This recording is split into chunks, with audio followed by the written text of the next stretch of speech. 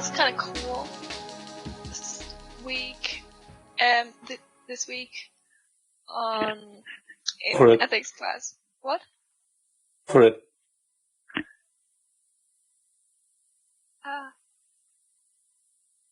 What does that mean? Go for it, as in go on. Tell us about the ethics. Okay.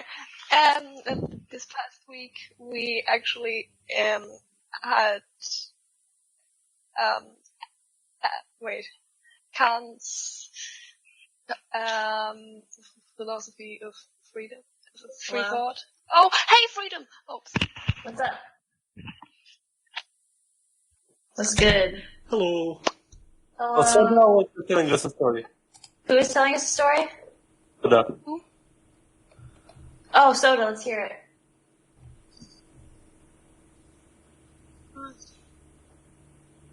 The story? What? No, the one about the ethics class you're about to tell us? Our topic this week was Kant's theory of free thought, free will, I mean. Very relevant. Very relevant. Okay, just a second. I need to see if, because I'm recording this, I'm just going to see if it sounds decent. Okay. The level. This is a completely random question that's unrelated to anything. But, Soda Dream. What? Your name is Happy Cats Drink Soda Dream. What is Soda Dream? They had some imaginary soda brand, water brand, from a band which they made up for when they participated in Eurovision. Wait. Of course. Just Alright. mute water. Okay. Sorry, I'm just adjusting the levels here, because Yeah, it's super loud. Oh, I am? No, it's fine. Don't worry No, it's about it. fine. We're turning you down. No worries. Yeah. Don't you Don't do adjust too, anything. or we'll Don't mess just it have up. it happening double. Okay. I think for the most part it's okay, though. Yeah. Damn, where's Somni at? So, well, I need to turn. Yeah. Let's see. I'm finally actually at one of these. Alright. Yeah, come on, dude. I'm sorry There we I've go. been missing so much. You missed it all. But fortunately, you're here for the beginning of the most important philosophical work ever. I don't know if I would say that actually, but it's very important to me. Hey, I is very just interesting. adjusted my volume. How is it on your end? It's good. Okay. Good. Cool. Okay. I feel like often when reading it, Wittgenstein kind of articulated Wittgenstein. a lot of thoughts I'm that gonna I've get pissed for that had, one. like, just throughout life about language, but in a way that's actually coherent and understandable. Yeah. Which is cool. Yeah. Like, God. I thought a lot of it was really good. I mean, I don't know, is Wittgenstein a leftist? Because, like, he's really good at using words in ways that sound like the wrong thing if you haven't seen him define them. That's like what this fucking part of this language was games. about. Yeah, I know that's what it's about, but it pisses me off. I'm like, dude, you could have picked better words. Wait, what? Sorry, I was typing out my get on bitches So thing. I What just did you typed say? out the phonetic pronunciation of Wittgenstein, so we have it. Oh, thank you. Wittgenstein. Okay, cool. Soda, did you read the German or the English? Just curious. I mostly read the German. Oh, okay, awesome. Cool. Nice. That should be an interesting perspective to have on it then. The first 20 or something. That's Or okay. I don't know. Okay. So, did anybody have anything they wanted to say right off the bat at all. I mean, I kind of said the first thing that, like, my biggest takeaway is this is, like, I didn't, this might sound weird, but I didn't really come away feeling like I had learned anything new. I came away feeling like I understood language better, not because there was anything really new there, but because it was articulated in a better way that I've ever heard anybody else articulate it, and a better way that I am able to articulate it to myself. Yeah. I would say the same thing. Did anybody disagree with anything?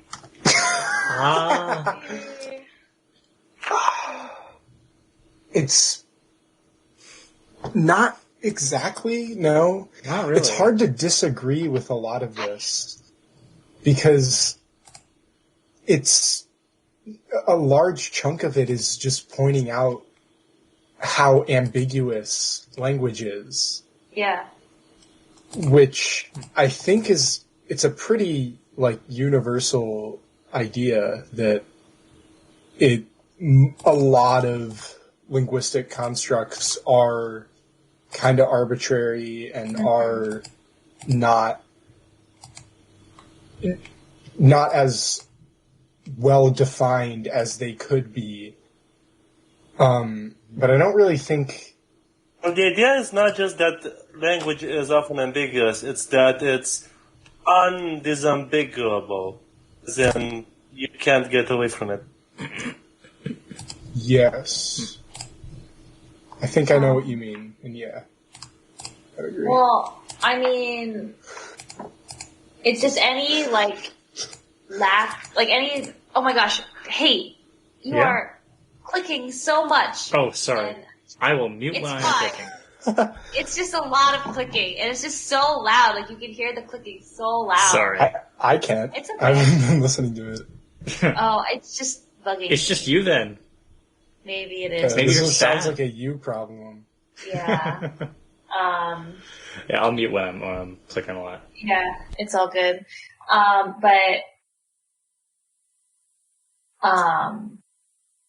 Well, I mean, I think, like, because, like, Kyle, you were saying, like, language is always gonna be, something ambiguous? Like, language is necessarily ambiguous? Is that sort of like what you were saying?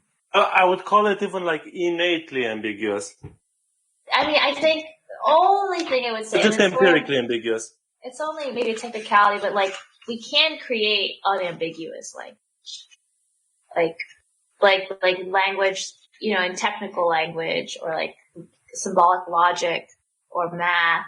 And we can create language that's fit for purpose. That doesn't make it unambiguous. That makes it low ambiguity enough for our purposes. But it's still ambiguous. I mean, I don't know if I agree with that. I mean, wasn't that sort of the point of, like, a lot of what Wittgenstein was saying? Like, there was... pretty sure there was a bit about that pretty early on. Like, about language being, like... I don't know where it was. I have it pulled up. Was it when he was talking about the... he did this for a while, but was He was it talking part about, of like, the teaching slab the example? language. Oh. About what? About teaching the language to people when Oh, okay. Oh. with the example of the builders. Right, Yeah. Yeah, it seemed like there he was trying to explain how, like, no matter what, like, the language is going to be ambiguous. That's what I took from it, anyway. Even if you simplify it, because, like, in the example of the builders, you have to explain, for example, the difference between I say slab and I mean give me a slab, and when I say slab and I mean This is what a slab is. Yeah. Oh, yeah, that was the 5 slab example. Yeah, I remember that. Yeah, and how you know that he's talking about a number instead of the type of thing. Yeah. Yeah. It brings up oh, sorry, go ahead. Oh, okay. Y'all are so fucking polite. No, I just have a tendency to like, I don't know why, but I have a tendency to talk over people, and I'm just sensitive to that, I guess. Anyways, it's, I think it's kind of points out that there really isn't any one true way to, like, I guess, objectively represent language. There's way too many inputs, and like not even here, like the words themselves can stay exactly the same. The delivery changes, the meaning entirely changes, and there were other examples that were brought up that were like that, not necessarily about inflection, but it. He didn't really make this point directly. Depending on context, the words can mean completely different things. Yeah, and you can't really define. People try to define language and come up with rules to describe how it operates, but it can never really be perfect, ever. Yeah. Because I actually do sort of disagree with that. I think that he's right in like that you can't define those words like concretely in what they mean, but you can sort of define around that. Like he gives the example of game, which where he's like, you can't really define, like you could say a game is a thing, an activity where people move pieces around on something, but that only defines a board game. But you could define it in sort of terms of like what it does and what its purpose is, right? And you could probably, doing that, actually get to a pretty, I don't know if like 100% like always accurate definition, but at least like most of the time. So I don't know if it's entirely fair to say that you can't like clearly define anything. And I think section 68 or paragraph 68, I don't know if anybody knows the right word to use for the numbers. Item number 68. And Section? forgive me, I have... There's sections. Is it section? Is it? I don't know. Okay. And forgive me, I have a slightly different translation. Like, my translation is an updated edition. So, if I'm the one... Oh, look at you getting resources the rest of us don't have. Because I own a physical book. I would read the same edition if I owned that physical... But I like physical books. Like, I like having it in my hands, you know. Okay. I'm just fucking with you. I can't take a joke. I have no sense of humor. No jokes allowed. It's not funny. That's okay, dude. I'm part of sincerity. I can roll with that. No. I love jokes. Please. I love jokes. Don't please tell jokes. Anyway. Please tell jokes. That's okay. You don't deserve jokes. Okay. No, but he says here. Okay. Yeah, I mean, it's... Wait, are you just saying that your statements about Wittgenstein are jokes? Why don't we have a fun exercise? Why don't somebody try to define what a joke is? How would you explain the concept of a joke to somebody? No, and this is... Sure. I mean, I'm kidding, but also it's kind of a fun Sure. exercise. A joke is a action or sentence which a person forms and tells with the express purpose of making other people laugh through humor. So by that, see, I don't know that I can make a definition, but I would say that wouldn't be it. You could just give us a set of examples, like Wittgenstein says. Well, yeah, sure. What is an example of that, like of a joke that would not fit? That would not fit that definition. Well, it implies or something that would fit that definition which you wouldn't say as a joke. Well, if you say something with the any joke that you could come up with, I think would still be a joke regardless of the intention of the joke teller. If they were just telling it to themselves or came up with it but didn't share it, I would still classify it as a joke. Yeah, but I didn't say that it was, like, specifically for another person, just a person. The teller is a person. True. And yeah, but that still implies that the teller has to find it funny. Whereas you can say something completely seriously and mean it seriously, and then people can laugh and take it as a joke. Yeah, but that doesn't mean it is a joke.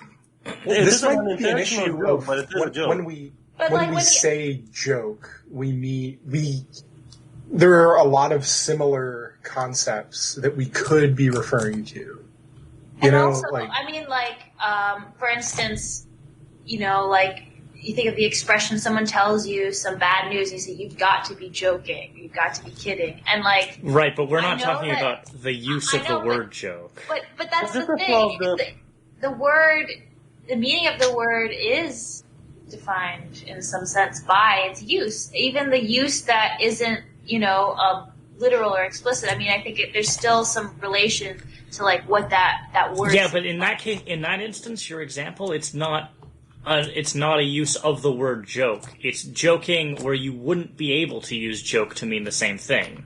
Like you couldn't, like it would be weird for you to like when saying that instead of saying you've got to be joking, that's got to be a joke, right? That would actually imply that it is a joke, No, not that they but don't. I mean, mean I guess what it reveals is about the potential, what a verb to joke means. Riemann, were you saying something?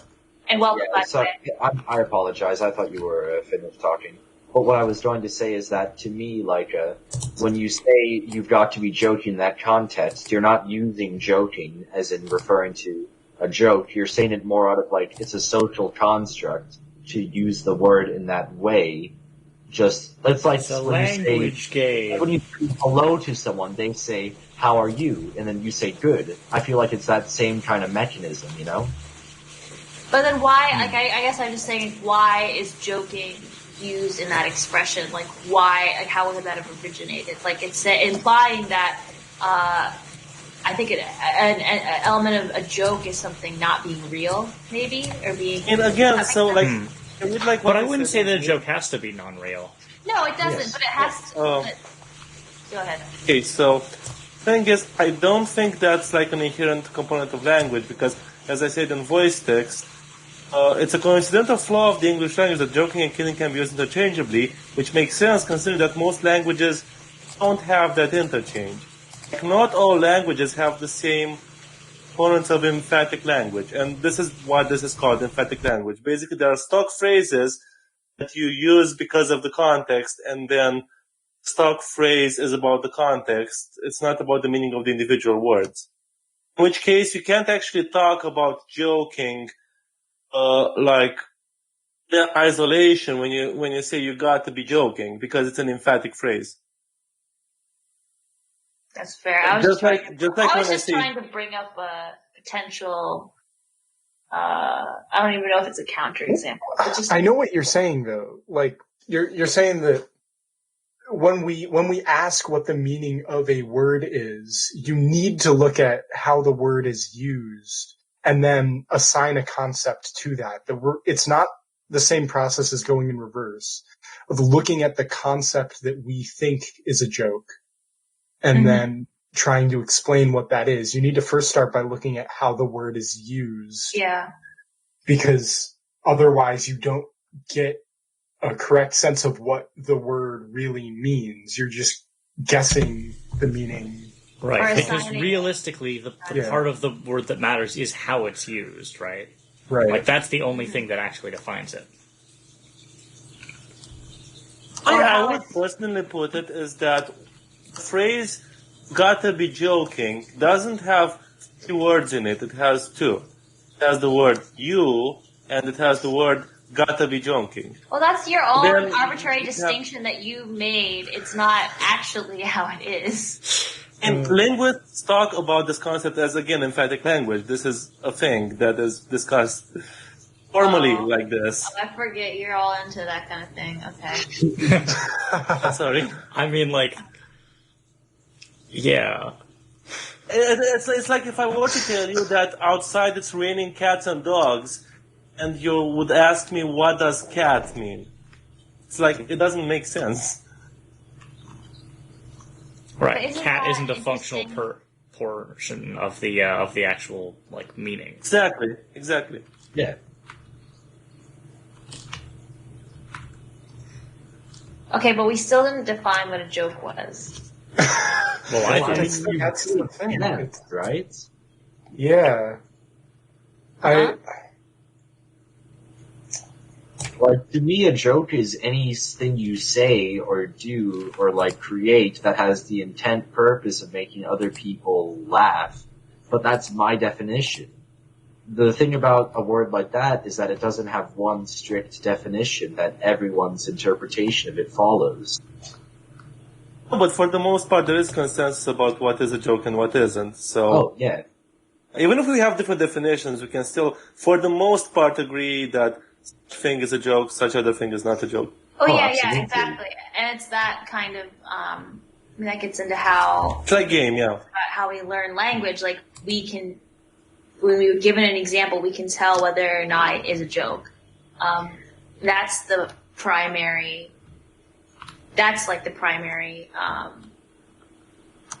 way to determine whether something is or isn't a joke. It's not, does it conform to this rule we've created, or this definition we've created or assigned to the word. But doesn't the teller decide whether it's a joke or not?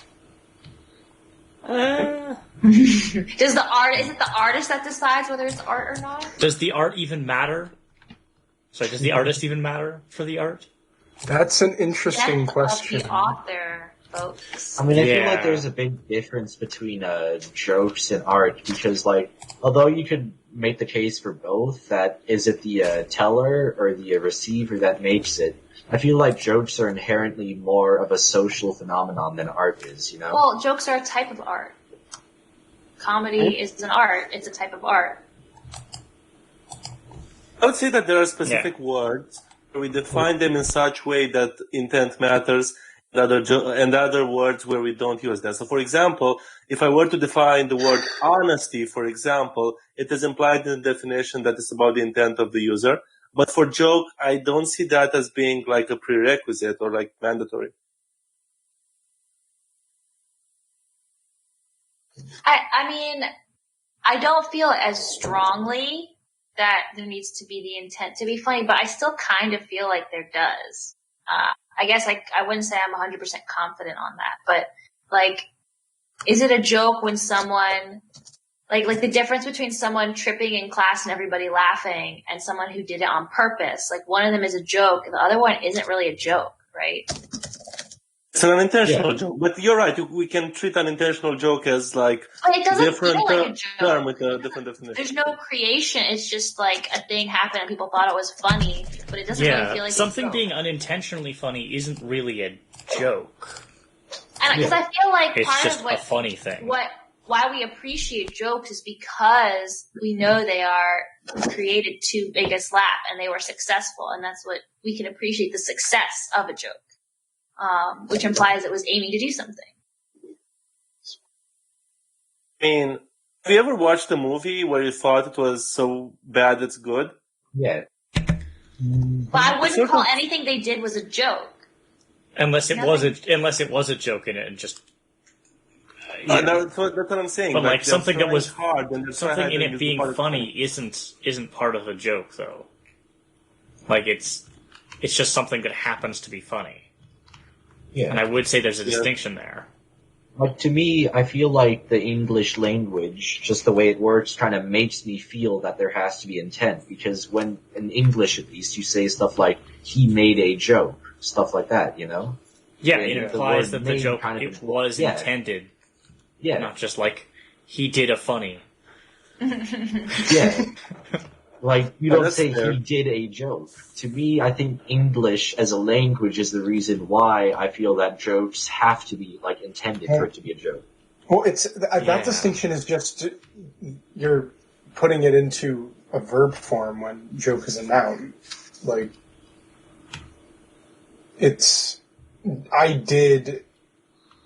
somebody doing a joke would imply that joke is something you can do, but the way we're using it is to describe the information you're communicating itself, which is just a different kind of So speech. we're saying, made a joke. Basically saying that joke, the noun, and joke, the verb are different words with different definitions, which is fine. Well, they are. Yeah. They are different. 'Cause, I mean, I was Well, just generally thinking, speaking, the noun and verb forms of a word are different. Well, they That's always surprising. are. They describe different things. Yeah. I'm just thinking about, not really coherently, but thinking about like the verb of joking. Like he's joking, or he's a joker. Like he likes to joke around. I don't know. I don't have a point with that. I was just thinking about it. Like when we think about somebody who is always joking around, is it somebody who's always saying things just to get a reaction out of other people, and not necessarily saying? Like, I know that's sort of tangentially. No, that seems like an accurate way of describing the meaning of the phrase, and I think that generally fits with the definition I gave of joke. Mm-hmm. Like it's something with the express purpose of making people laugh, of being funny. Mm-hmm. I mean, can there be? I mean, I'm trying to think if there can be. Can anybody give a counterexample To what specifically? to like hate's definition? I don't think I can. Well, I mean, for lots of definitions, it's quite hard to have counterexamples, you know? Well, I mean, a good definition shouldn't really have a. Yeah, a good definition Right? doesn't have any counterexamples. Oh, yeah. Because it covers the topic entirely. Well, just the question is like, is that? Good do we have anybody who disagrees with the point and thinks that like there are, I guess, real ideas that that words correspond to that? A I have linguistic. an issue with the realist statement or something, real I guess? ideas. I don't know. I don't even know what it would be. I guess like Yeah. I think of it as like because he mentions like about the leaf example, and he's like, okay, yeah, here it's in 73. You know, okay, so. When someone explains the names of colors to me by pointing at samples and saying, this color is called blue, this green, this case can be compared in many respects to handing me a chart with the words written under color samples. But this comparison may mislead in various ways. One is now inclined to extend the comparison. To have understood the explanation means to have in one's mind an idea of the thing explained, and that is a sample or a picture. So if I'm shown various leaves and told, this is called a leaf, I get an idea of the shape of the leaf, a picture of it in my mind. But what does the picture of a leaf look like when it does not show us any particular shape, but rather what is common to all shapes of leaf? What shade is the sample in my mind of the color green? The sample of what is common to all shades of green. But there might not be such general samples. Say schematically. Might there not be such general samples? Say a schematic leaf for a sample of pure green? Certainly, but for such a schema to be understood as a schema and not as the shape of a particular leaf, and for a snippet of pure green to be understood as a sample of all that is greenish and not as a sample of pure green, this in turn resides in the way the samples are applied. I mean, yeah, I don't know. Just like, I guess, is it Platonism that I'm talking about? The opposite of what he's saying? Like, there is an ideal leaf. Mm-hmm. There is. think so. Yeah, I think that would be the correct term. Anybody Yeah. at all? I mean, I know what you mean by that. Yeah, and I don't think anyone here thinks like that. I'm pretty sure all of us are materialists or naturalists. And Yeah. those don't have a lot of overlap with Platonic thinking. I could be wrong, but that's the impression I get. What about, is it Soda? Were you going to say something? Are you a Platonist or whatever the word is? No. Damn. We need some diversity. We need some more diversity of thought here. Yeah, seriously. God, we're all materialist Marxists. Too much. I mean, I didn't say Marxist, We're all say- Marxists? I mean, except Are for we you, all pretty much. Marxists? except for you. Are we Marxists? Except for you. Wait, Yeah. wait, really? Wait, are we? Wait, I don't get the impression disposable is. Nah. I'm at least adjacent. I'm in that general sphere. I don't know if I'm specifically a Marxist. We've got some diversity of thought. I would say that we're probably all, at least all the regulars, are some form of naturalist, and that's, I don't know, not terribly surprising. It makes me think that we should do the thing that was proposed about debating when we do like devil's advocate. And even though like some of the materialists can just go against them. I was totally thinking about that because I was thinking like, oh no, like if we all agree, we should do that debate thing where we have to argue against Wittgenstein. Like if everybody agrees with Wittgenstein, now we have to argue against him. That's what we have to do. Yeah, we should definitely do that debate thing. Actually, yeah, I'm down. What specific like points would we be arguing for and against though? Is the thing. I don't know. Wait, how many people do we have? Exactly 6 people because we could have little. Yeah. You're saying we can have little 1v1s. Yeah, we can split it and like have our own mini like powwows and then come back. That sounds awesome. I'm entirely for it. Okay, all right, we should do that. But we need to wait. So we're gonna have a 3v3 What are we going to be debate? discussing in the groups? Well, we haven't decided that yet. But other thing is, Hate and I have to be in separate groups because we're both recording, and so if we. That's a good point. Yeah.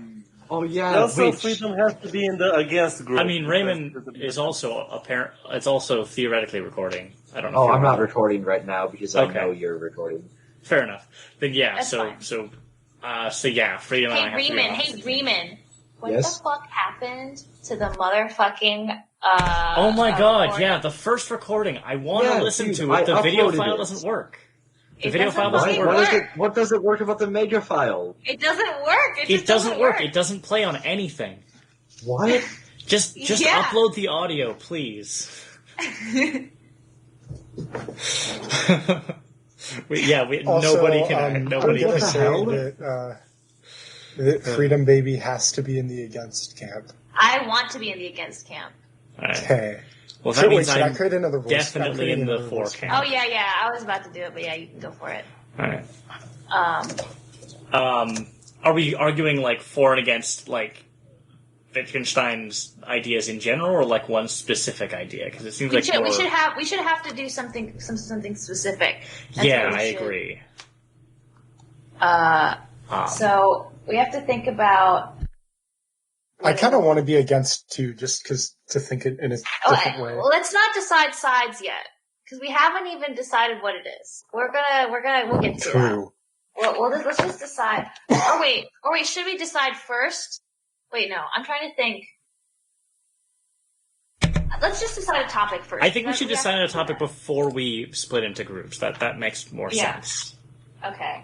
So, anybody have any things that are that we could? So, and I guess it's like okay if it's tangentially related. I guess that's fine. I mean, I think a good one is like possibly the idea of like I don't fucking know. Can you define? Yeah, it's hard. I think an interesting topic to be debate would be the idea that anything that can be said clearly. Because I feel like that's a big part of what Wittgenstein believes in. Wait, what? That nothing that can be said clearly, or that it can. Oh, it can. Where did you get that from? I mean, to me, I feel like it just has to do with his entire view on language. Wait, but I have no clue where you get that from. That's interesting. I mean, I'm just curious why you... Oh, I guess I just kind of... That's the impression I always got from reading him. No, that seems... Huh. Does he indicate that anywhere here? I don't think that he does in the first 88. Does he say what? Does he indicate that he believes that anything that all things that you could say have a property of clarity or lack of clarity? I'm not sure if that's accurate to what he thinks. Yeah. Shit, sorry, I had a little incident with my computer. Sorry, it's all good. I had to... Random.org. What is I think that's for deciding the teams and stuff. Yeah, for choosing sides, not for deciding. Oh, that's a good idea. Yeah. Yeah. Okay, so I think maybe... we should go with something that we can definitively decide whether or not Wittgenstein is on the side of, at least, because we really can't seem to with that one. It seems like, yeah. You might not have said it in the chapters, but I definitely remember something to the effect of that in Wittgenstein. Okay, wait. Let me, let's... Okay, I thought of two different things that we could talk about. And they're both terrible. I forget what the first one was, but the second one is like, talking about in section 81. I think he is saying,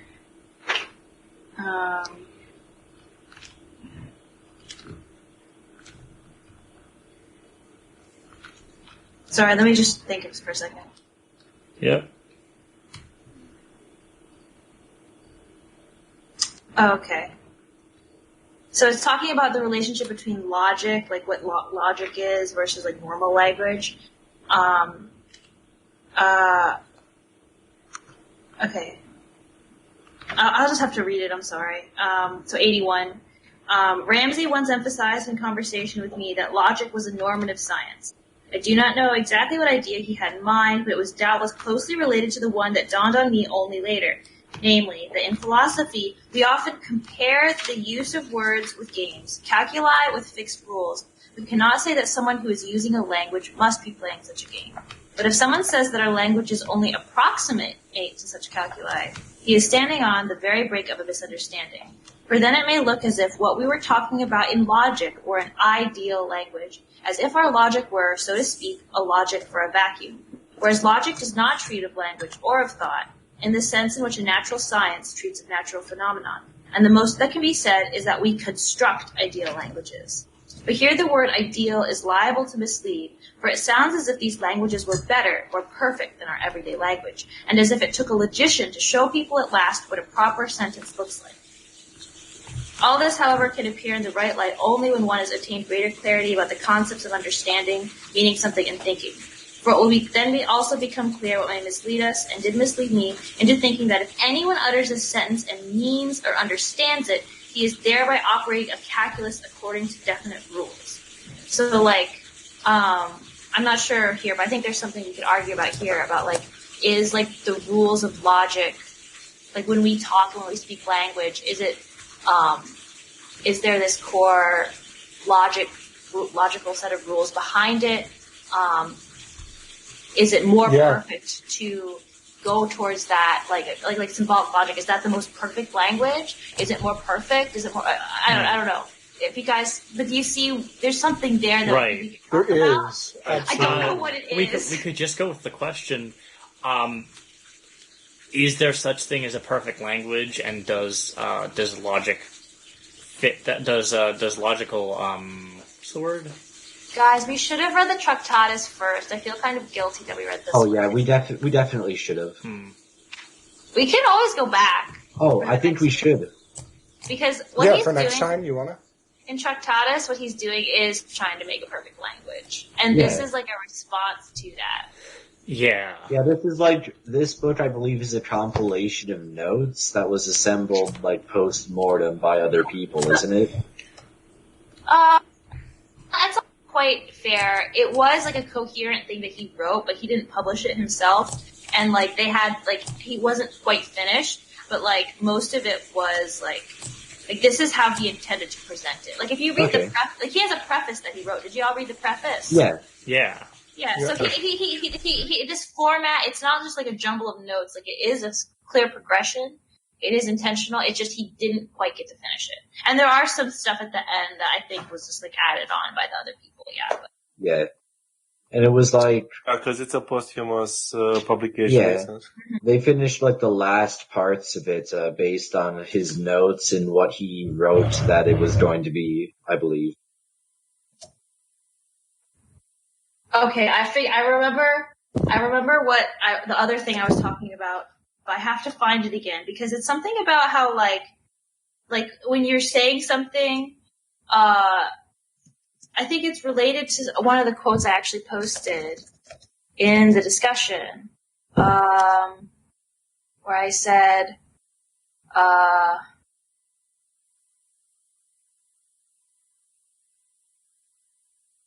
type it out. No, maybe I did. Fuck. I'm so sorry. But where he's like saying how when you tell somebody something, you don't necessarily think of all of the ideas contained in what you said. But then like if someone asks for clarification, then you can like add explanation. Like it's about explanation. Yeah, but how do you argue against that? No, but I'm just, can we, I feel like, do you guys know what I'm talking about, or does it touch on? Yeah, I know what you're that talking thing about. where I just don't know how to argue against it.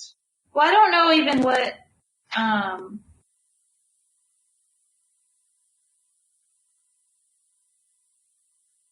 Well, I don't know. that's cool. So, I put something in the chat for. I just went through the order of who was in the call to just assign numbers to people. So when we do the random generation, Okay. we can. If we're doing it randomly, I could just put it in a random generator Well, the now only and thing then is- get camps. Our Hayden Yeah, and I'm gonna do that. Hayden and I maybe shouldn't be in it because we have to like, or like You only, guys but have only to be one of us. separate. Yeah, but that's only true. One of us We in it. have Only to one be of us on. in it.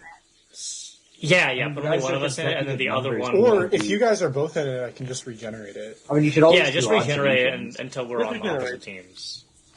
Okay, Okay. so I'll use this. So minimum 0, maximum 5. Okay, the first result was 0. Next result was 5 and 1. Okay. So then that is Cryo Liberal Freedom Baby and me. Okay. And then Hate, Reman, and Soda are the other team. Nice. What precisely are we going to be I arguing about? don't know. But I have I'm no really idea. bothered by the fact that, like,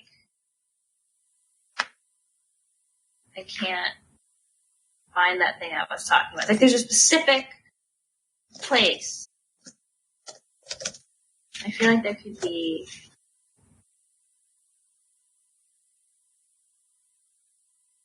I mean, you like the I first think thing I was you're- talking about?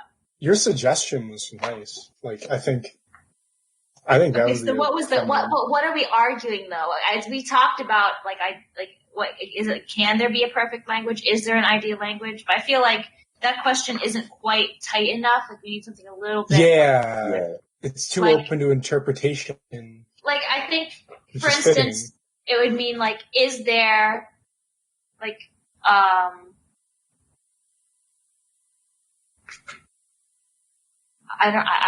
is there like an inherent logic that are there rules of language that we could discover almost like natural laws of physics? Like are there Like, can a language be perfectly defined and explained? well, yeah, or like is there such a thing as like because seems to be a logic to how language works? Does that mean that like there is such a thing as a language that most aligns to those laws and is most clear and like accurate? Like is that? To me, a perfect language would be a language that has everything in place for all the truths of the world to be assembled out of the rules of it. Which obviously can exist. Well, isn't that what logic would do then? So it sounds like that would be a perfect language to you. Oh no, it would be a Gödel's incompleteness theorem. It's impossible to have anything like that. Okay, so there's nothing to debate. We could debate Gödel's incompleteness theorem, but Okay, I'm not sure anybody would want to. I wouldn't want to be against it. Same. This is hard because, like, so I wish I disagreed with Wittgenstein more. we can also think of this as something instead of like whether it is the case, whether it should be the case, or whether it's beneficial to try and reach something as close to perfect. Even if we can maybe say like, okay, that's not actually how it works, or it's like really, but like, is there, I mean, this is a very, I don't think this is a good question, but thinking like, would it be better if our language was more technical and defined and like scientific and logical or clear cut? I don't want to argue against that. Maybe we could, It's a question. You can't really argue against a question. You would have to take a side. Like, which side do you think would be hard to argue against? I mean, it doesn't matter which side is hard to argue against. It matters like, We do. agree and disagree. Question. Yeah. I don't know. I'm trying to think of a good. Because a lot of this is just about, like, the actual attempt to define specific words. Yeah. Mm-hmm. And, I mean, I haven't... Oh, that... Wait, 1 second. I'm going to read this. 1 second.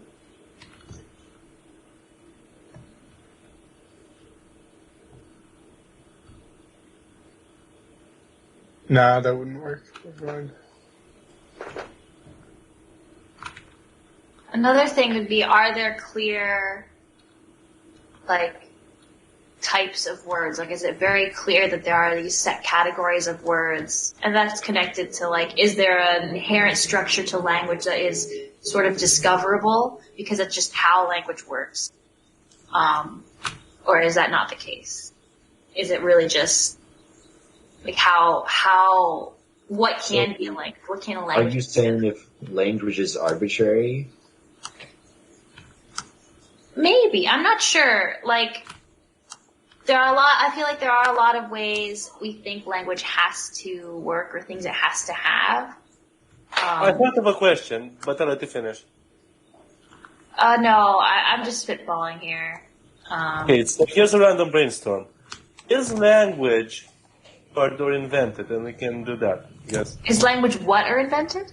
Discovered or invented? Discovered, okay. Oh. That's sort of, alright. I mean, I can guess what most of us think the answer to that is. Yeah, but that doesn't really matter because we're doing this. Because we're doing this debate, yeah. That could be interesting to argue. I wouldn't But- mind that. How...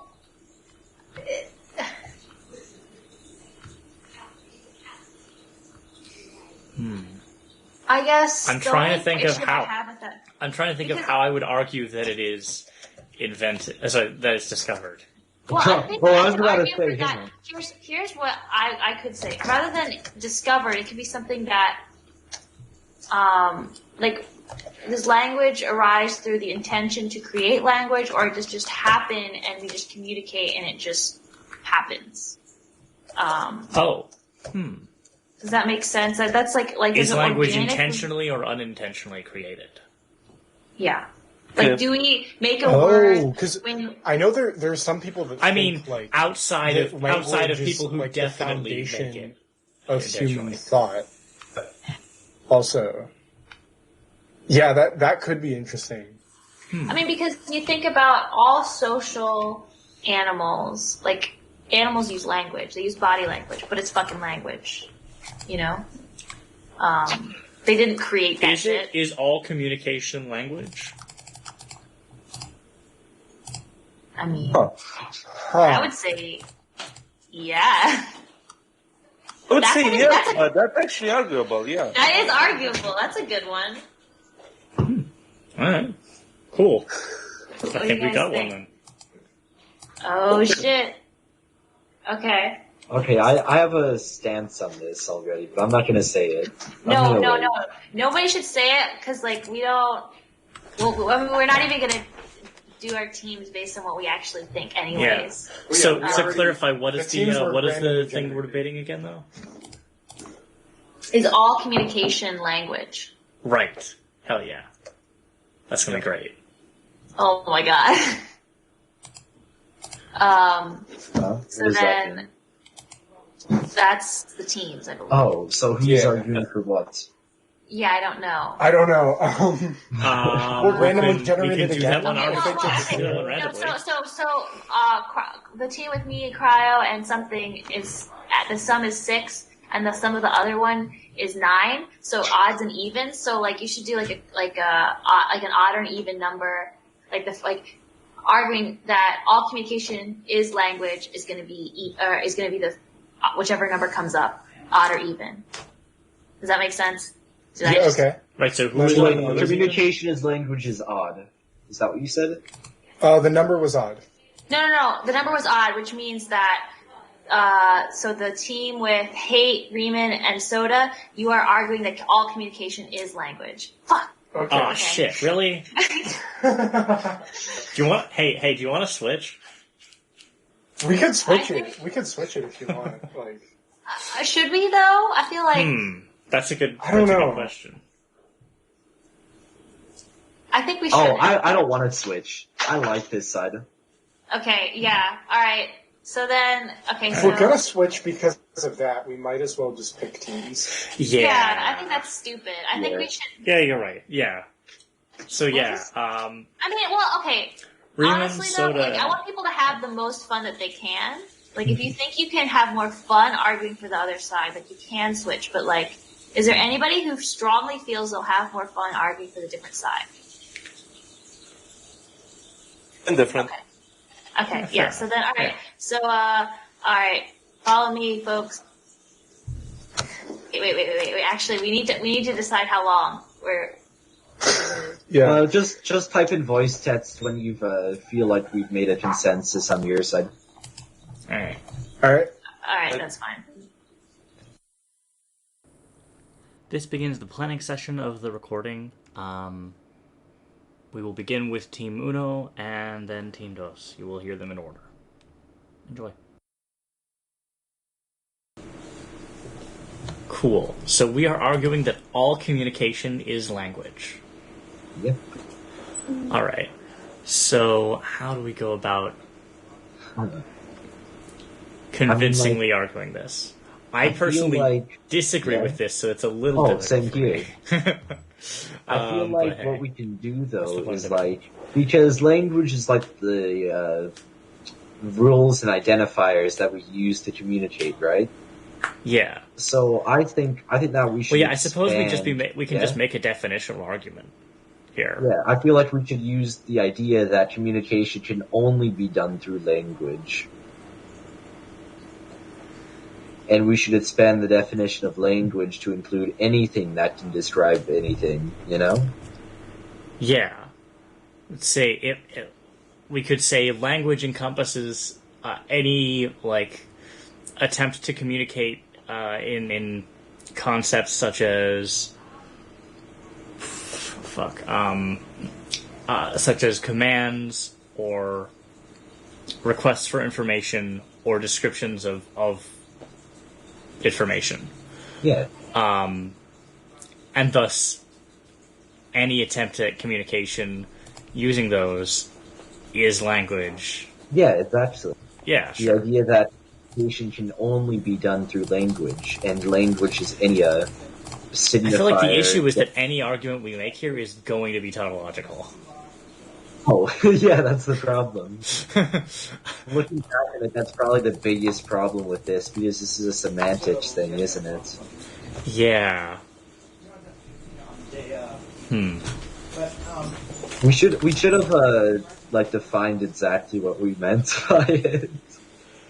Yeah, because I think otherwise this might turn into an argument that's just about defining language. Oh God, do we want to say that? I think I'm gonna ping them and tell them. Yeah, hey, we may have a problem. This argument might literally just be semantics.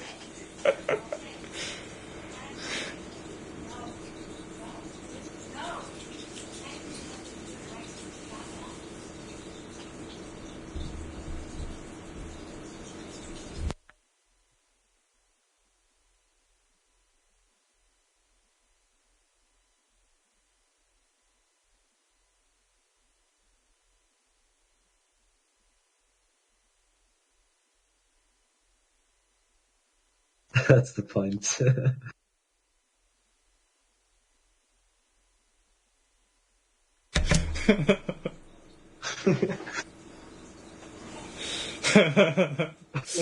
Apparently, they've just had the same realization.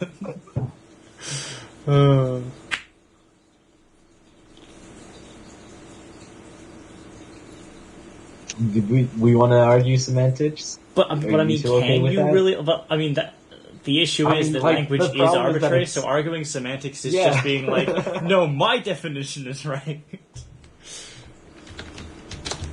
I mean, yeah, that's the thing. You can't argue semantics.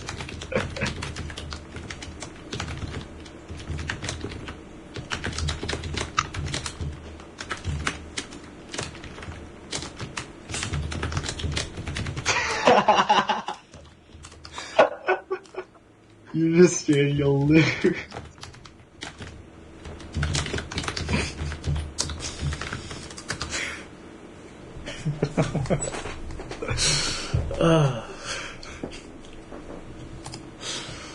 And like, boring is the only thing that can be wrong here.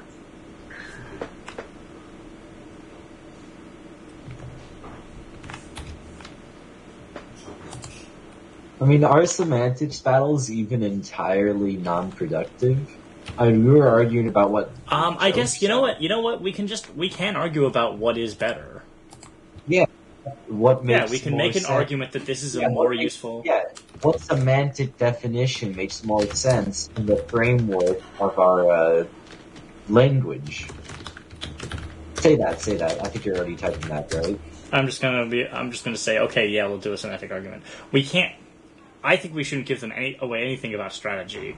You're gonna This be is- like that. Yeah, no, this is a battle. That's true. Okay. I mean, like, that's basically what debate is, right? The whole thing is that it's like you're not trying to discover truth. You're Yeah. trying to battle your ideas using. that's my only problem with like debate. Oh no, I strongly dislike debate, like, because of that. But that is the point of it. And it can be fun. It's just it's not really like it's not argument. It's argument as sport. Yeah, pretty much. Anyways, do we want to get back to discussing? Yeah, we should how definitely do we're that then. going Yeah. to- So, and then Soda Dream, do you have anything to say? You haven't really been talking much. I don't know. Yes. I know. No. What? Oh, you are really quiet. I need to turn you up again. I cannot. Are you? You're really quiet. Yeah, I've noticed. Can you like turn your mic up? You are. I've got you at 200%, and I can barely hear you.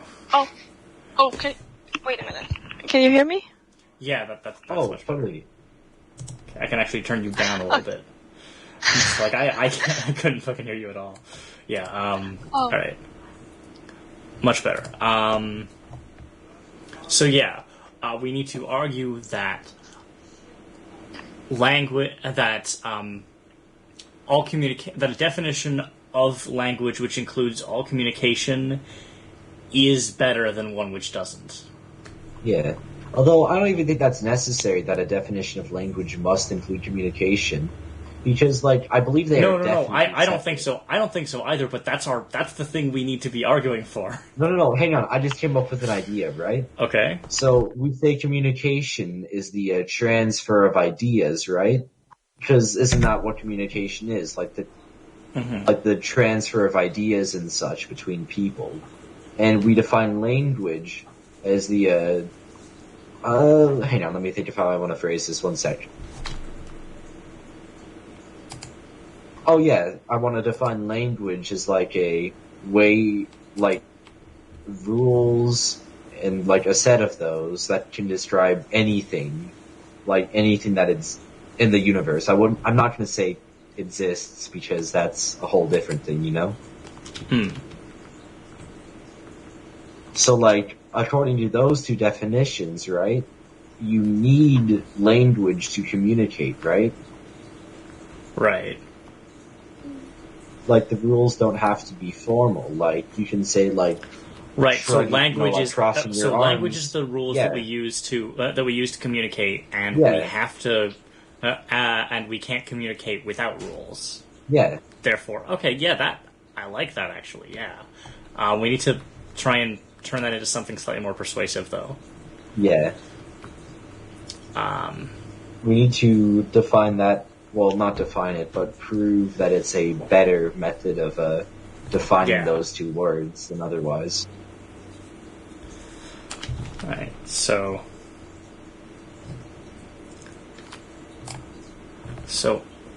all language. I need to fucking write some shit down.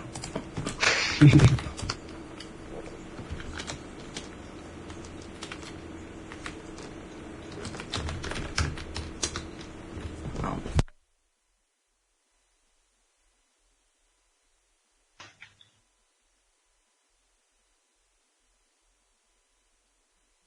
Oh yeah, and like think about it with this definition, right? Obviously, animals communicate, right?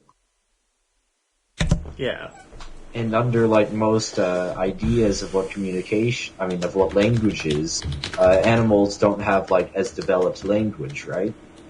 But we can still define some languages as being more defined than others by saying like I don't know how exactly we can define it, but we can say a language can be more or less defined, and that's why and with less defined language, communication becomes more difficult.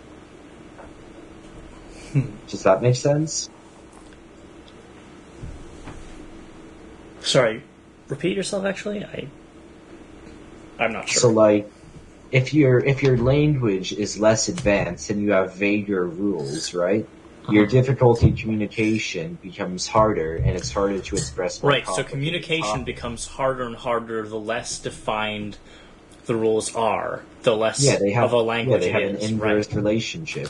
Right.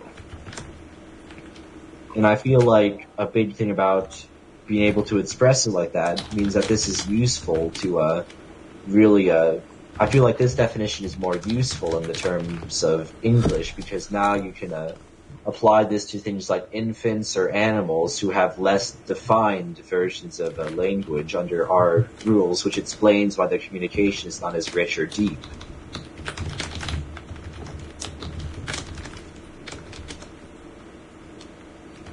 Do either of you have any other ideas about this?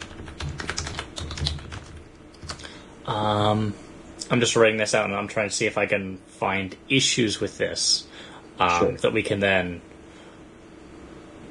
already have arguments against. Sure. Because, communication is the transfer of ideas. Language is the rules which we use to govern communication. So all communication must use language, and the less clear the rules of communication are, the more difficult it is to communicate. So the less of a language it is, the less communication can occur. To the point at which communication cannot occur without language. Yeah. Yeah. What are you saying, sorry? I can't hear you. It sounds convincing. Okay.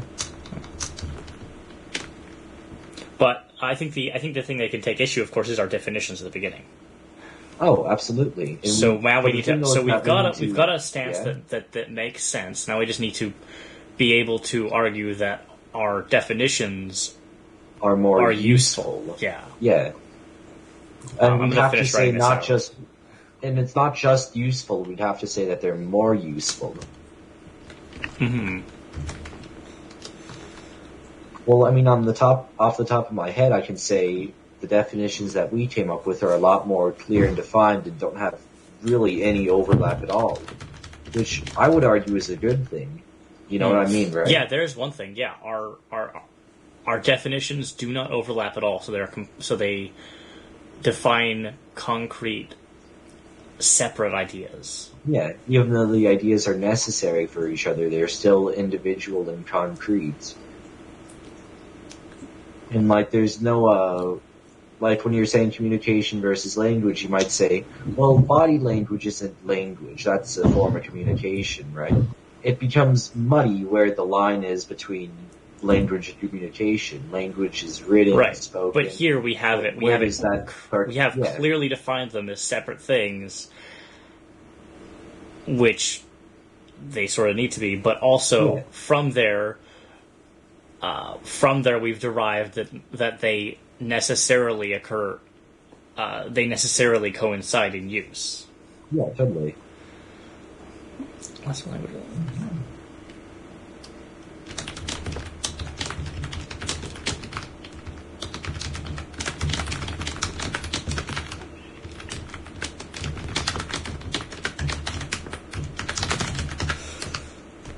I think it'll be interesting. We'll probably have to like cut up the recordings here, so like.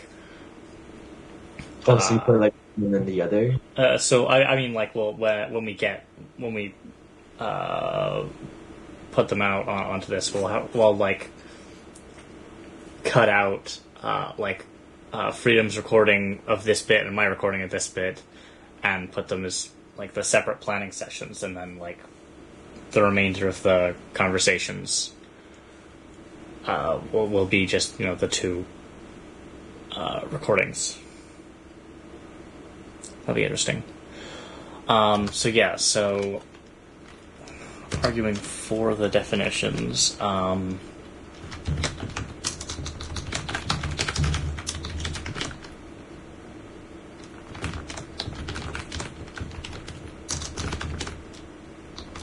do you spell separate? I fucking distinct. Those fucking E's and A's, man. I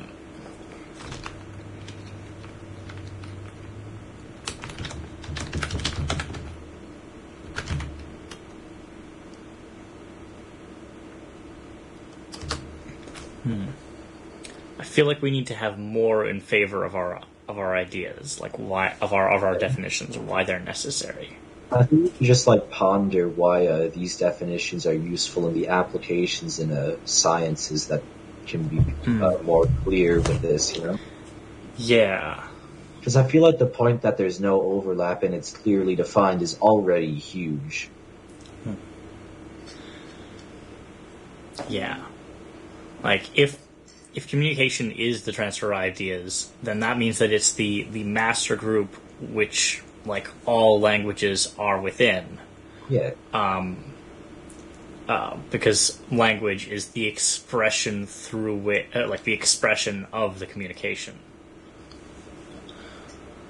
Which does make a good argument for language as art, which I'm sure Cryoliberal will like.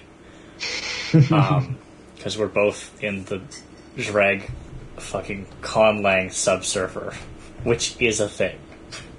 What is that for, even? Huh? What's that for? Conlangs are constructed languages. Yeah? Sorry, I've got music playing and I need to quit it because it's actually... There we go. Sorry, what was your actual question? I feel like I misheard it. Is that I meant like, is that like a server or something? Oh, yeah, it's a server. Crazy. Yeah, it's... Yeah, what's the person who runs it called again? It's... Mr. Cataman. Was a duck icon. I think I recognize him.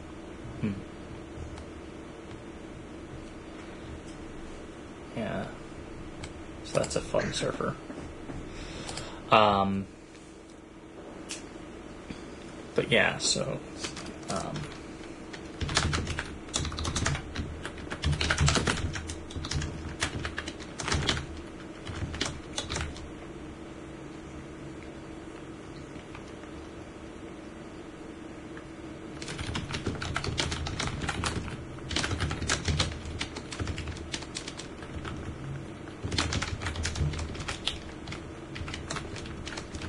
Oh, I just had another thought, right? That's like a natural conclusion of our definitions, right? Okay. So, with more individual rules and less vagueness, right? Obviously, your language is going to become more complex, right? Yeah. But with this more complex language, the difficulty of communication goes down. Well, with the complex language, the difficulty of communication once you understand the language goes down. Oh, that's what I meant. Sorry. Yeah. Well, because it means that the more complex the language, the longer and more difficult it is to learn the language. But then once you've learned it, the easier communication is. Yeah, and I feel like that's like a really interesting idea, and that's a really nice model. And that kind of idea could have useful implications, and something like that model couldn't be created with their definitions. Well, we don't know what their definitions are, but probably. Oh yeah, I'm assuming that. Yeah, their assuming definitions since are they're gonna be arguing that they must Yeah. be that they have to be distinct. We're arguing that they or are that distinct, one but, you know, doesn't that they use can't. the other. Yeah, that you can have communication without language. Yeah, at this point we're just trying to figure out which is more useful. Mm-hmm. I'm starting to think that this is more useful personally. I'm starting be to agree with our point, which I didn't previously, so it should be interesting going into this. honest. Yeah. Assimilate. Well, actually, there's a way of going at this then. Yeah. I can go for my previous stance of this is dumb. Why would we have different definition? Why would we have them? Why would we have a definition of language which has which all communication falls under? Listen, right? Hang on. Yeah. Like, if we go back to our definition and that model I came up with involving, like, with complexity of language going up, difficulty of communication goes down. With this more complex language using our definitions, that would mean that the difficulty of communication would go down, assuming that we accept these as the official definitions. Or not official, because official implies that someone... Right. These are clear. These are clear definitions. Oh man, that's perfect. Because of our inverse relationship that we defined with language and communication, or what's inverse?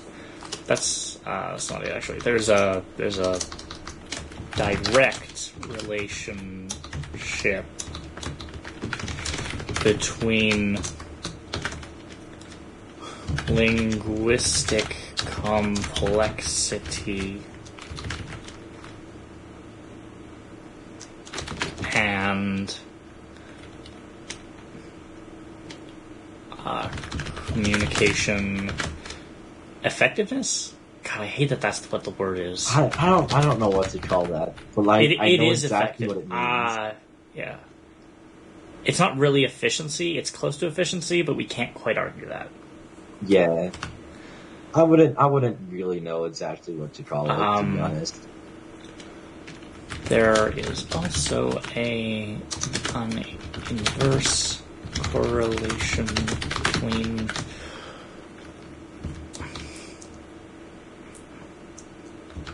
no, it's not an inverse correlation.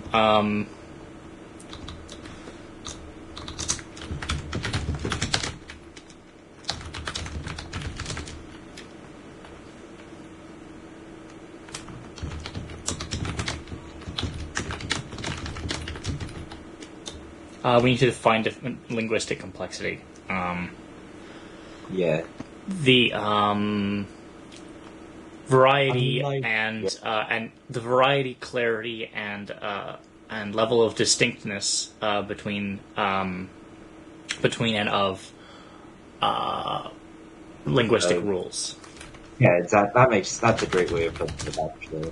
Variety. What did I say? Variety. Shit. Clarity? Yeah, clarity and Another definitional distinctness. Oh yeah, no, that's variety, isn't it?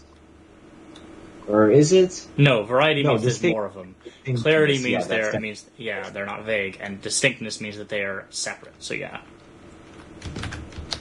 in a perfect distinction or language. distinction? Distinctness. Fuck.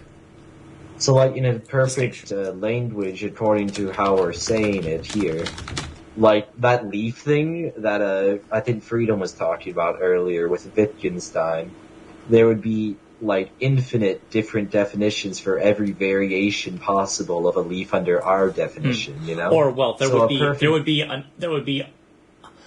would be a very wide variety of them, and then there would be the ability for the language to there would be distinct rules for expanding the language to refer to new. Oh no, types of leaf. I was talking about a theoretical perfect language. And I'm saying that a theoretical perfect language would be able to expand to, like, would have rules for expanding to encompass new ideas, but that it shouldn't encompass ideas already which don't already exist. Okay. But Um, like, wouldn't the perfect language have to be able to describe every single idea? Yeah. So the perfect language would be currently like capable of describing every idea which the society or group which created it has, but then would be able to expand to describe any new ideas, like with specific rules for how that would work, so that a person who understands the language, but doesn't have definitions that it later expands to, would upon hearing those words be able to understand what they refer to. I get what you mean. But Yeah. like, I feel like that's where our ideas personally about what a perfect language would differ, right? Right. 'Cause, like, I suppose the the way- difference is yeah. that my idea of a perfect language would not be as difficult to learn, because it wouldn't already encompass every idea that exists. It would just simply have rules for describing all of Yeah. those ideas. My idea of a perfect Whereas language yours renders it- already yeah. does describe all possible Yeah, ideas. which is why my perfect language is impossible. Because I suppose there's the difference, which is that mine is feasible. yours is theoretically possible. Yeah, if probably very difficult to create. Oh, Yeah. I was about to say nearly impossible, but like, what does that even mean? I feel like nearly impossible might be jumping the shark a bit. You know, you wouldn't Yeah. necessarily know. Maybe That's- it's nearly yeah, that's impossible, why I but was at hesitant least to say difficult. that. Yeah. Can we think of anything else that we could possibly add to this idea of language versus communication? Oh wait, they're typing. If they're done, let's just call it done too. Okay? Yeah.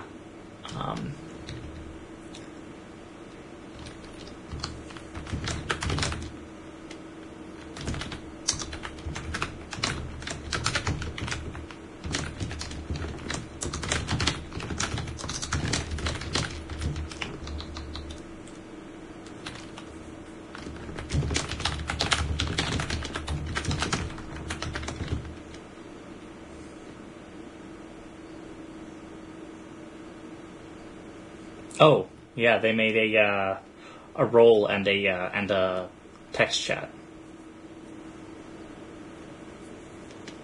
Wait, but hang on. Oh wait, Galt yeah. has John Galt has control. admin, and that is their entire team.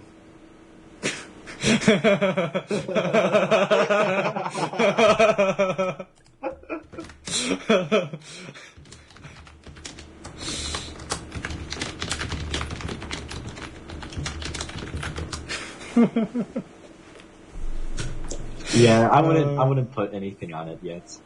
Yeah, honestly, we don't even need to type text chat. Yeah. I'm just writing this shit in a notepad document.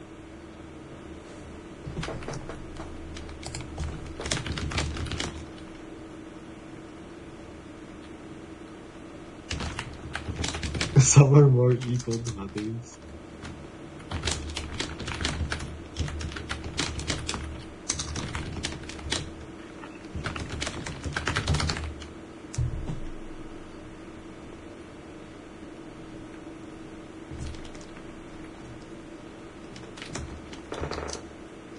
Look in Team 1 chat.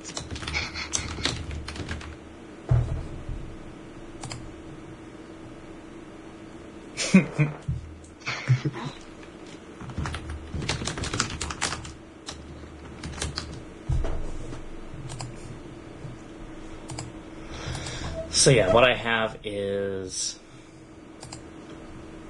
Oh wait, fuck. Okay, right, yeah.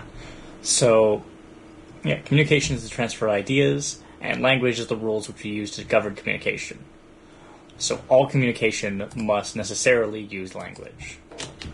Yeah. I mean, that's like the core idea. Yeah, that's And the rest core will, idea. build And on then- that and shows that it's better. Yeah, so then, let's see. The less clear the rules of communication are, the more difficult it is to communicate. So the less of a language there is, the less communication is possible, to the point at which, where if there is no language, there can be no communication, because there are no rules defining how you understand the communication that the other person attempts I feel to like the convey. only problem with, saying that language is sets of rules, right?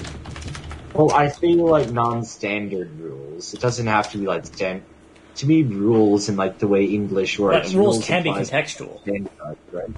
Oh yeah, that's the thing though. I feel like you should add the distinction that it can be either contextual or more defined rules, just because like Yeah. the way English works, rules is like something that you set in place, you know? Language is the rules, whether contextual or global in the programming sense, which we use to govern communication. God, if only we had a perfect language, this would be so easy to write. So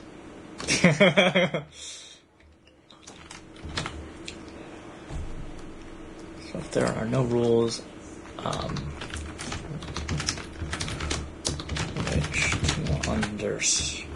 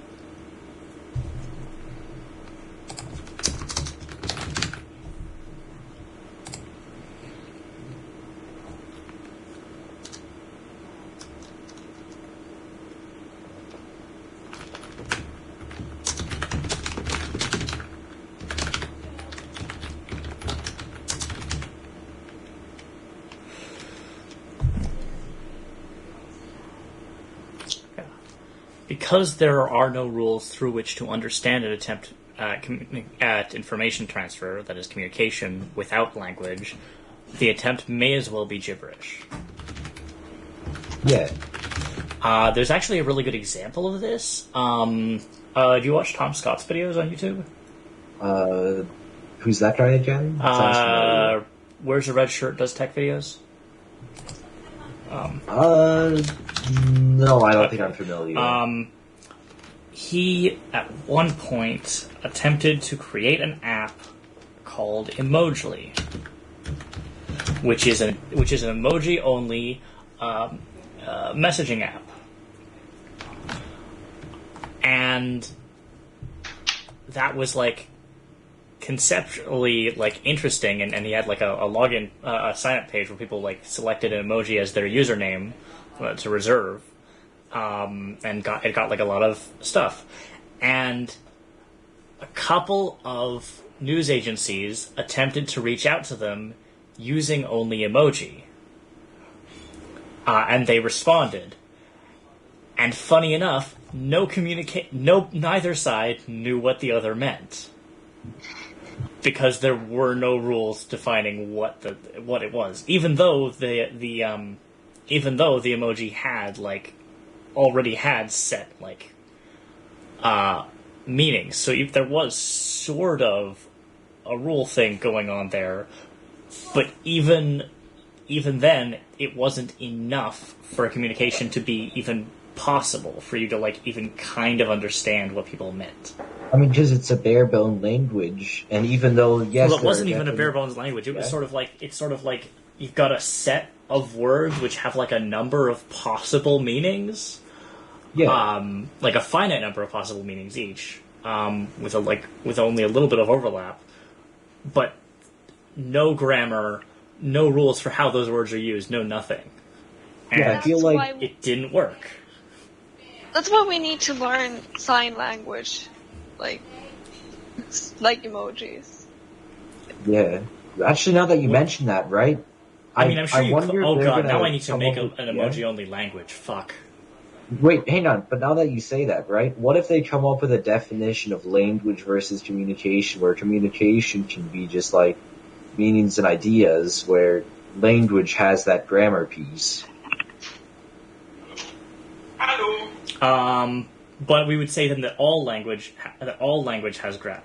has grammar of some kind, right? Oh yeah, Because I mean, where in this case we're saying it's not just like grammar, but it's all. Oh, I mean, and I guess like the emoji thing would Yeah. imply grammar too, because like Yeah, I mean, we're here. We're like, here. We're for not most saying of the it's not things really we- grammar. yeah. It's just the rules through which you communicate it, which includes grammar. no, but the emoji thing still has a form of grammar, right? Because you would assume Yeah, that if it's a set of emojis that like has some sort of chronological piece, you would assume that it would be from left to right chronologically. That's a form of grammar, right? hmm Or it's not even necessarily left to right, like in the order typed, which Oh, is well, defined whether or not there's a yeah. sorry in the order typed, which is to say like if it's displayed right to left, you'll still see that it's been written in that right order, right? You would still read in the same order it was written in. Unicode actually has like right to left characters that like make the sentence go right to left. Oh instead yeah, of I know right. what you're talking about. So yeah, I think even if they define it that way, we can say that our definition is functionally very similar, but slightly more concise and slightly more effective at slightly more useful, honestly. For Oh, yeah, describing and, it, like, because their it's slightly definition less implies- weird than yeah. specific and arbitrary. And like that's where's like the cutoff point between something being grammar or not grammar is implying like Yeah, different like you haven't words defined that describe grammar, events, right? motherfucker. Yeah, exactly.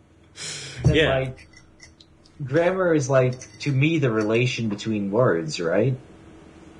And is it? Gotta find a definition for grammar now.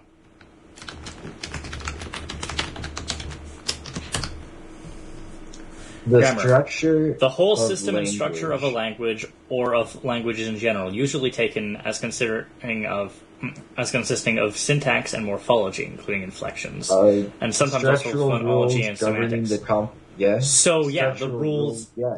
So I think yeah, our definition I mean- actually is grammar then. Yeah. Though we won't describe it as grammar because that's less. No. But like it Concise. says in another definition I see, the set of structural rules governing the composition of clauses, phrases, and words.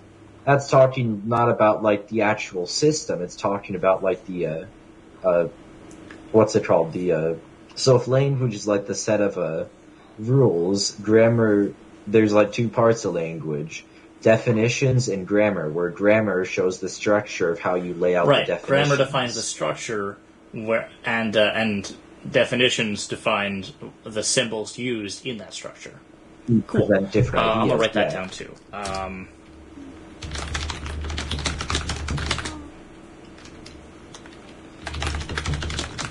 Do you think this is enough? Should we say we're done?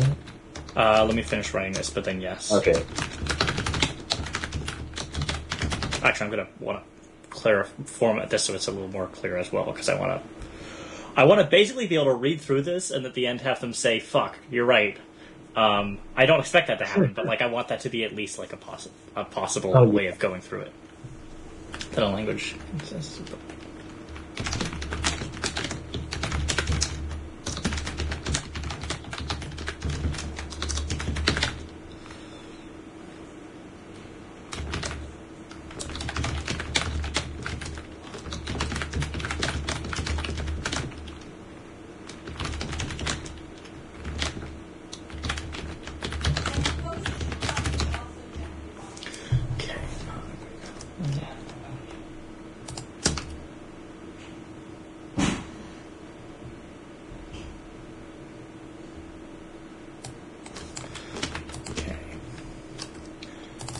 if there are no rules to which to understand the intent of information transfer, vast, needlessly obfuscatory communication without language, the intent may as well be gibberish.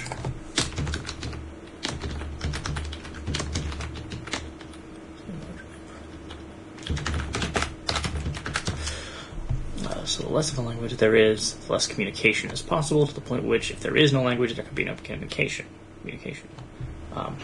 Arguably, at the point at which the language is significantly undefined or poorly defined, there can be no communication. Like even before there is no actual language. It means the direct relationship between linguistic complexity and communication effectiveness. The more complex the language is, the more effective communication is, but the harder it is, the longer it takes to learn the rules.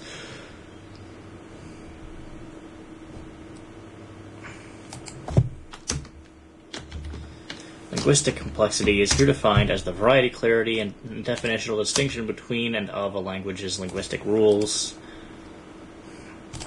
That is grammar and definitions. I'm going to put that first.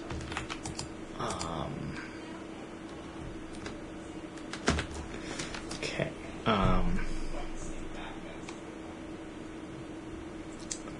Our definitions are clear, distinct, and do not overlap. Furthermore, they are useful in that they provide the following method of analysis. Then I put there that bit. Okay.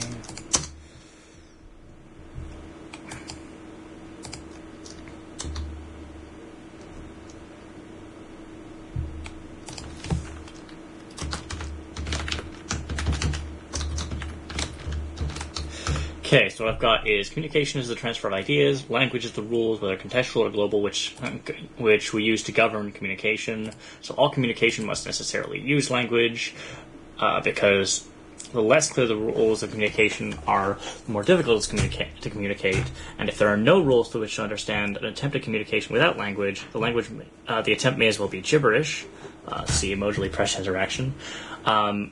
So the less of a language there is, the less communication is possible, to the point at which, if there is no language, there can be no communication. And then if our definitions are contested, our definitions are clear, distinct, and do not overlap. Furthermore, they are useful in that they provide the following method of analysis. Linguistic complexity is here defined as variety, clarity, and definitional distinction of a language's linguistic rules, that is, grammar definitions. This means that there is a direct relationship between linguistic complexity and communication effectiveness. The more complex a language's rules, the more effective communication is, but the harder it is and longer it takes to learn the rules. And if communication is the transfer of ideas, then is the master group, actually I don't like that bit, that's unnecessary. So just that. Cool. All right, I think that one works. Raymond? That sounds good. Okay, cool, yeah. All right, we ready then? Raymond, Sodergream? Yeah, and Raymond, I think you're definitely going to be really good at going off on how useful it is. I'm actually going to send you my little bit about arguing for our definitions, because I think you are better at that than I am. Okay. Wall of text, of course. I mean, not like a big wall of text, but there's no fucking formatting. So, but yeah. Should I ping them then? Should I ping them? Yeah, I think we're ready. I've sucked out for 5 minutes. Yeah.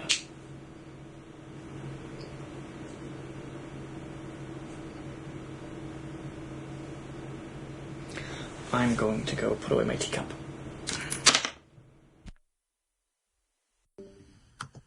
Yo, it's the elites. Oh, except for Cryo isn't a John Galt. Do you want to be John Galt? You could just make me a John Galt. I think I'm gonna make you a John Galt. So All right. now you're John I'm Galt. done with that. So we're the. I'm Wait, what's okay? I'm blue, da ba dee da ba da. John Galt. Okay. Okay. All right. So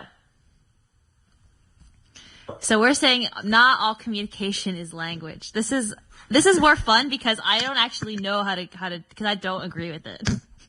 So that's why it's Same. more fun. I can think of how to do it, but I'll let you go first and I'll go last. No. I don't even. I Okay. haven't even come up with coherent thoughts on this. Are we trying to argue that the concept of language is different than the concept of communication, or that any instance of communication is not inherently language? I think that those are the same question. Well, they're not because. But you they're could not, have- but you could they say are. that you could say that you could have language exist without communication. I guess. Oh shit, dude! This is like, oh my god, this is so because like, all right, holy fuck. Okay, so Can see that You there's good? overlap. I mean, I would personally say, like, if I were to like fight on this part, I would say that the easiest thing to defend is that language is a subset of communication. So basically, language is communication, but communication is not just language. But language is communication. I think that's easier for us to Yeah. defend. but we'd have to also come up with types of communication that were not language. Yes, we have to do that. Yes. Yes, which I mean, you could argue like, but first I want to say this is interesting because, Wittgenstein I think does say that language is necessarily social, which means it's necessarily communication, and you can't have a private language. That's a thing that he talks about. Like you can't. That's interesting. See, at a certain point, this is just going to come down to arbitrary definitions. Oh my God! No. Smartened up to us, boys. That's literally what I just said. I mean, that's what Wittgenstein said. Like all the like philosophical questions are like. I was about to just type that, but you just said that.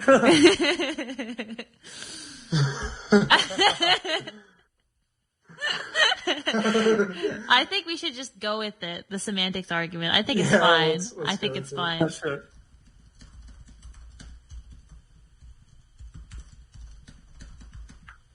The thing is, when you say that language is inherently social, you're not saying what Wittgenstein is saying. Because, let me find the I'm talking about stuff later sequence for on. it. I'm talking about stuff later Alright. on, by the way. Like the private language is a whole thing.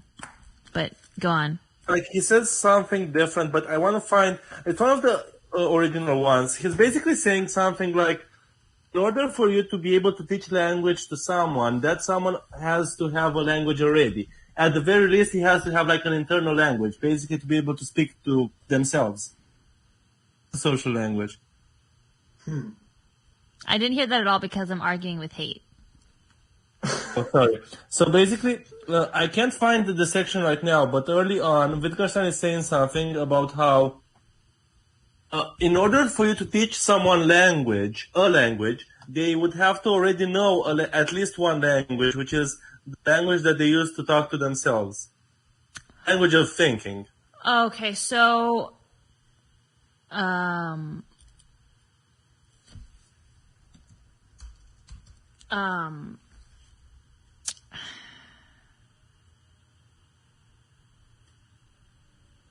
what Wittgenstein says, and this is something he says later on when he starts talking about private language. He says, "There's no way to know that your thinking state, like if you attribute like a sensation that you experience, and you come up with the name for it, Oh. you can't know that the next time you feel something, and you say, oh, I'm feeling that sensation again, like sensation X."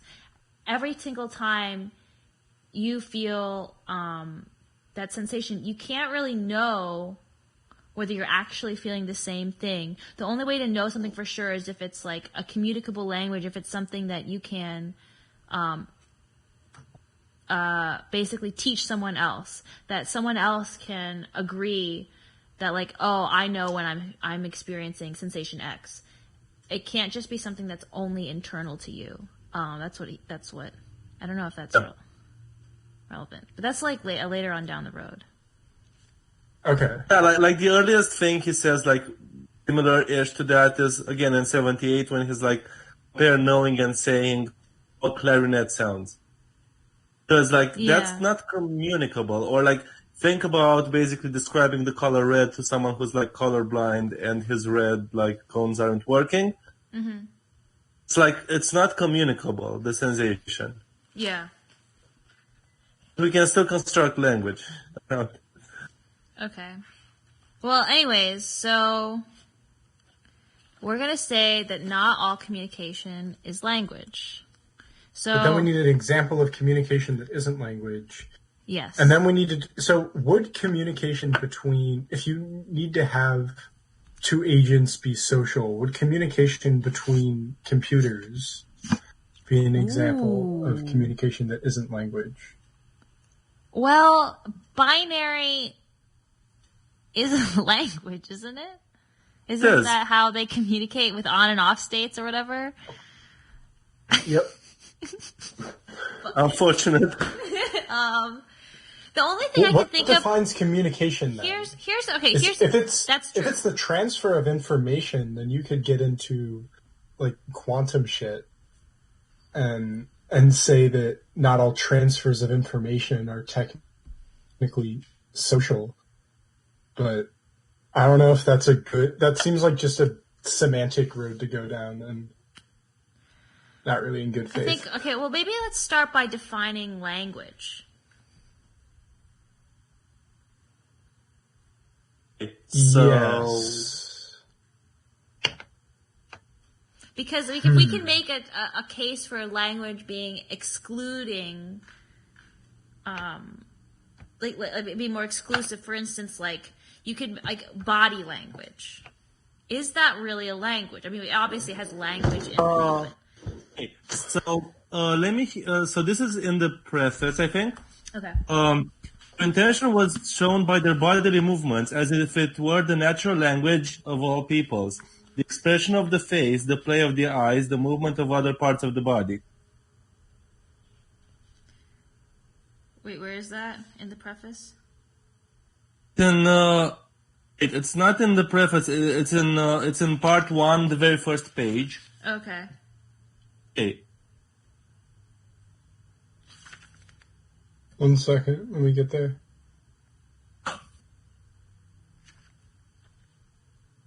The first page of part 1. Oh, it's the translation of the Latin. The translation of the Augustine Oh, quote, yeah. Basically, Augustine is saying non-verbal language is language. Yes. We can just say it's not. Yeah, well, here's my counter argument. I disagree. Amazing. Peak intellect, 10 out of 10. No, I think we do really need to. I mean, so like, I think, for instance, when I think of communication, like how like the way our nerves communicate in our body, that is communication. Cells communicate with each other. You know, like they release certain chemicals, and the other cells pick up the chemicals and respond. That is communication. Is that a language? One definition of language. I know I'm. Actually, sorry. I was going to change the topic. I'll focus on your question first. I mean, there is a language of chemicals. You could argue it's a language of chemicals, but is that a language where it's just you release it? I don't know. I would argue that all language is chemical because you would need to have when a I means speak, like of my like voice is like creating some chemical reactions through like the vibrations in your inner ear being converted into electrical signals. So it's the same thing. Yeah. But I guess the difference is when cells communicate and they release a chemical that causes another cell to respond in a certain way. It's just like it's less of, you know, telling the cell when to do something, but it's more that the release of that chemical directly causes the other cell to do something. I don't know. So you're saying that the directness is the distinction. Perhaps. I can see that, honestly. I can see that. Oh, are we What stumbling I on was something? thinking, I don't know if this is something like a road we want to go down, but I had a thought that what could make something a language is its ability to be like communicated semantically or to be represented semantically through some sort of logical system, and then we would have to get into where the threat is for that. Yeah. But it's, I don't know, that's just another thought. I feel like there's a stronger case. I'm not sure yet. When I was talking about with the direct interaction versus communication thing, Yes. I think that there's something that we could run with there. Another thing we can do, because we're the opposition. So the nice thing about being the opposition is that when the government talks, this is like debate terms, the pro and contra. When the pro part says that like rubs us the wrong way, they basically inspire us to build counter arguments. It's about us making a case for our position. It's also us making arguments against their arguments. Yeah. Okay. So, But I think first let's try to state positively our position, and then we can do counter arguments to their things, which I think will be easier. So I think the cell-to-cell interaction. So wait, does that count as communication then? When the like cells interacting with each other, do we count that as communication? Okay, so the definition of communication is imparting or exchanging of information by speaking, writing, or using some other medium. So yeah, it is included. It's not excluded from the definition of communication. Okay. It says imparting information though. Imparting or exchanging, like how cells exchange information between them. Like your immune system, you're not aware of anything that's happening there, but it's communicating with itself. Yeah, but Like I feel like information is inherently relies on there being a language. Like information can't. Like it is. I mean, I don't know. I mean, if you think of information as just not as the things that are understandable to the human mind, but like amount of information is just the amount of entropy. In that case, you can talk about information outside of a rational agent's purview. Right. Whereas language is always inside the purview of a rational agent. Okay, so then that what about makes complete sense to me, and that I might be thinking about this way, but like not just for this debate, you know? That is a good point. But then what about computers? I mean, are they rational agents? Not yet. They can be, yeah. Because I mean, then like we could just make the same argument that like a computer program like isn't language. Well, the program itself wouldn't be the language. The program is like written in languages. And the way you can look at it is like if you look at like an AI, like an AI that uses like the neural matrix weighting stuff, weighing stuff. That's pretty much a black box, even to its programmers. Then like the thing that is in intelligible language is just like the outputs. Like if you look at the individual weights on the nodes in the neural network, you don't actually drive any meaning. Yeah, so it is like. In a sense, it's like meaningful to the AI, but meaningless to us. It's a notorious thing with machine learning is sometimes you'll have no idea how an algorithm reaches a certain result. Yep.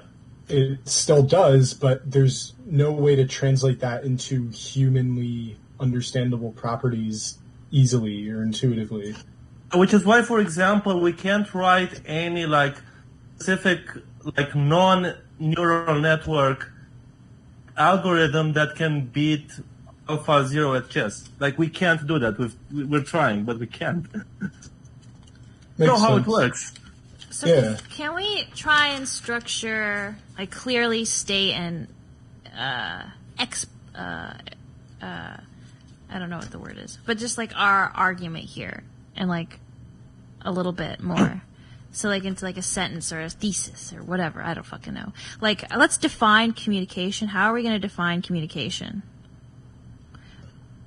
Ooh. How are we going to define communication? The exchange of information? But I don't, because I feel like that's a really... It's a crucial part of this, yeah. I feel like it's... Communication is it's some kind of interaction between things. There's an interaction between two subjects. Exchanges information. Between two subjects or I'm objects. thinking I just think it's any time information is exchanged, honestly. Okay, I mean that's fine. The thing with information, it's hard for me to separate information from language. Right.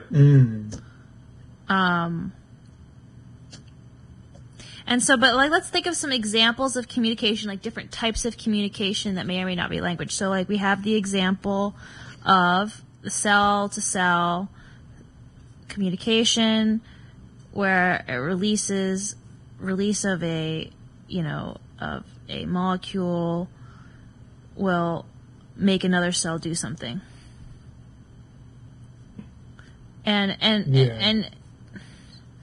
in a certain way. And you can say, so the problem is you could say that molecule, there's like equals a word in the language of cell to cell, the cells, right? You could make that that. meme about how You like could it make is, that. like language for. But does that imply languages need to have words? Well, no, but I'm just going through because that was the example that we thought that we're like, okay, maybe there's something there. Now, the difference is with my example is that what happens is the release of the molecule doesn't change any kind of. There's no interpretation. It's a direct. It directly Right. causes the change in the sense that, like, if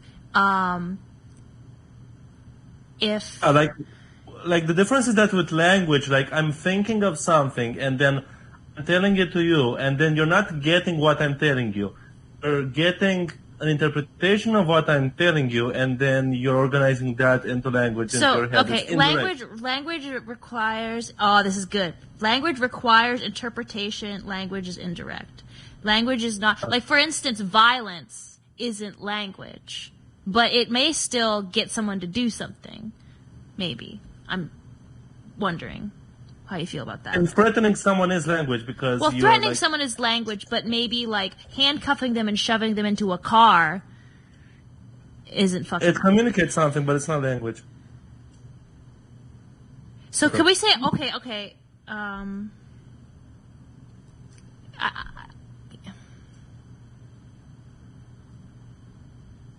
Is it communicating something, or is it just getting something to happen? Does that count as communicating? I don't think that. I don't.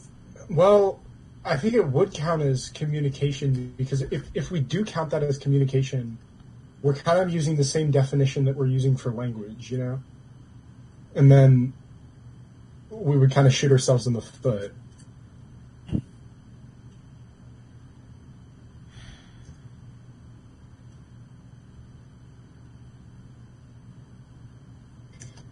It's It's not a hard question.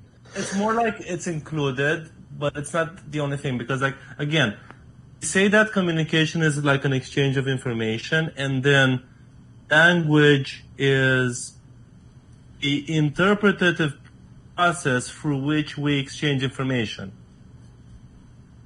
In which case, again, like, is the thing where language is communication, but not all communication is language, right? Yep. Yeah. So language Rather- requires interpretation. It's the interpretive process through which rational agents exchange information, and then communication is exchange of information.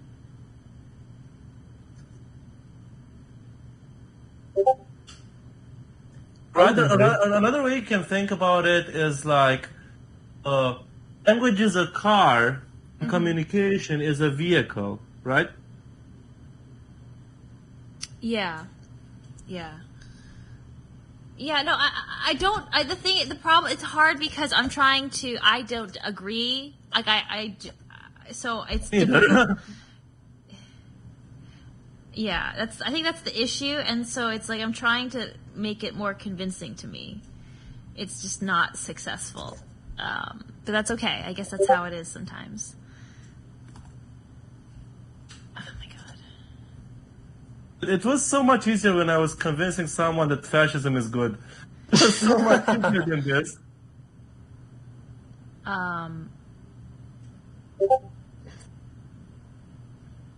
But that's interesting that in this case, a language we're defining it based on how it's able to be interpreted. So if there was some being it's not that was able, it's able required. to interpret what? It's not able, it's required. Like, it has a requirement, not the option. Because the option Yes. exists with any exchange anyway. Like, again, we can, as a language, for example, with like transcription and translation of proteins, can say that, so we can look at like parts of the DNA as like a language. Then those acids, we can like assign them letters, and then we interpret it. But even if we don't do that, our cells will still do shit. As with language, the interpretation is required. Okay, language, the interpretation is required. And that's the decision. I mean, yes, but here's the thing. So, say there were to be a new being that could have the capacity to interpret that cell communication.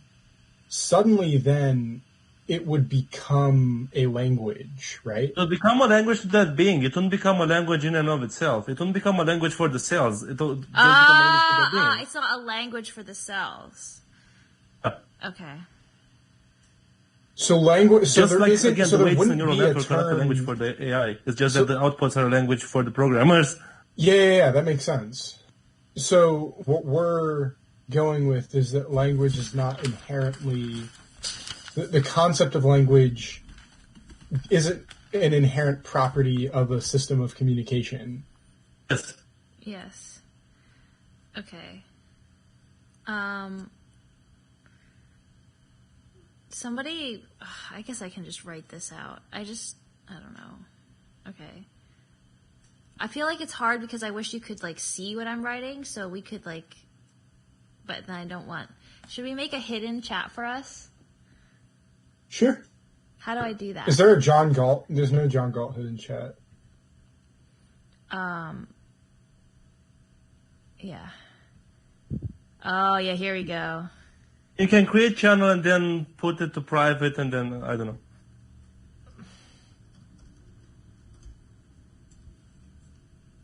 Okay. I think it's there. Do you guys see it? Yeah. Yeah. Here we go. Oh, nice. Okay. Should we make them one too, though? Yeah.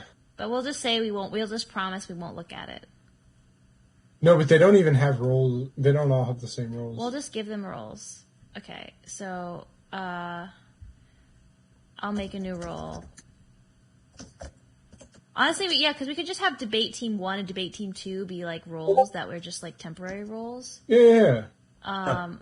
Okay. Server settings. Okay. And can you guys start typing out the arguments there though?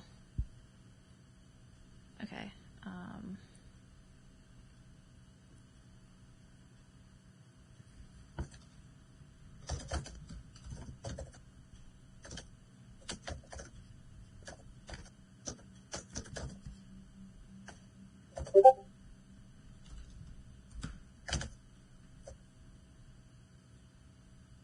So we'll just say the cell. We'll say that I think we get the cell example. Like, right? Do I need to like write that out? Examples, I think we can just like remember them. Yeah. Yeah. We have the machine learning example. We have the cell example. I think we can say in voice text. Wait, should I say I think we're good? So that's up to freedom, baby. I just finished making this thing for them. And I made a roll.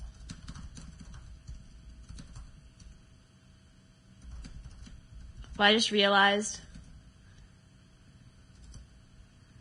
we can see it anyways because we're John Galt, so we're admins. Or mods or whatever. I mean, we just go by like honesty and we don't look. Yeah.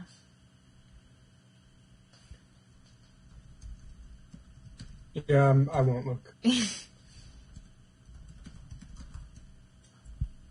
They can't see ours for real though. Yeah, but we're honest people here. Come on. Yeah.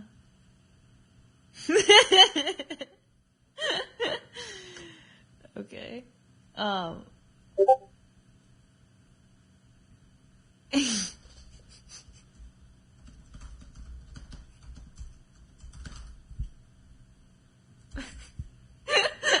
feel so bad because I did make us all John Galt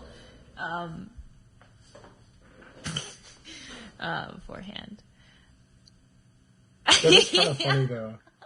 Sometimes we gotta animal farm it up, you know? Yeah. Yeah. Okay. Let's see. And so I think. Oh wait, shit! I'm getting notifications of these things. I need to not get the notifications. Oh, I just have my notifications closed. Same. I get notified for everything. I'll just. Wait, even everything in the Dreg server? Oh no! For the Galt's Gulch. Okay. I was about to say, what the fuck? Mute channel for 1 hour. Okay, nice. All right. Okay, so communication is exchange of information. So examples of communication without language are, so the example without language equals cell to cell interaction via molecule. I don't know.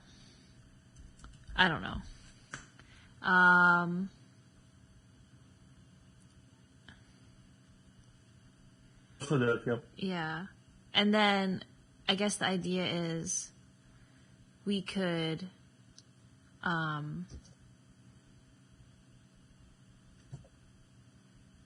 like we can interpret their communication as language, but the communication happens even if we don't ascribe it to a language or something.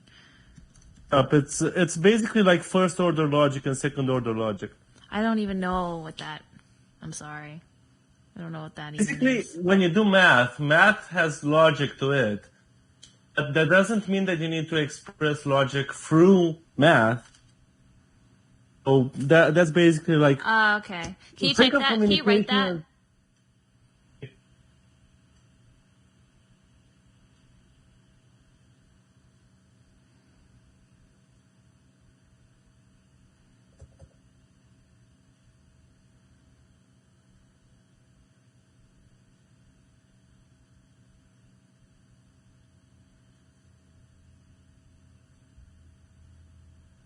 And then you define those. I can do that. Yeah. And then we have to think about counter arguments to what they're probably going to say. Do we? Do we know what they're gonna say? If we don't look. I mean, we just have And to. of course we won't look. Well, no. I mean, the idea is we imagine what we would say if we were on their side, and come up with a counter argument to it. Right. What would I say if I was on their side? I would say that. Crap, I hope you're still working on language definitions of is those. the mechanism by which communication occurs. It describes the Yeah. system.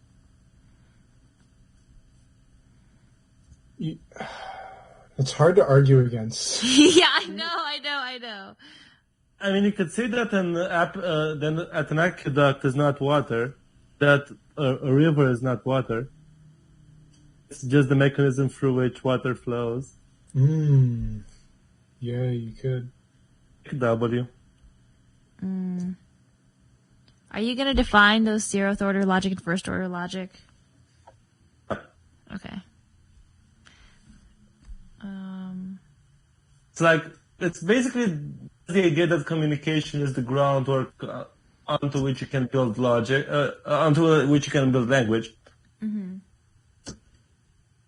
So because they're in different strata, they can't be identical. Yeah.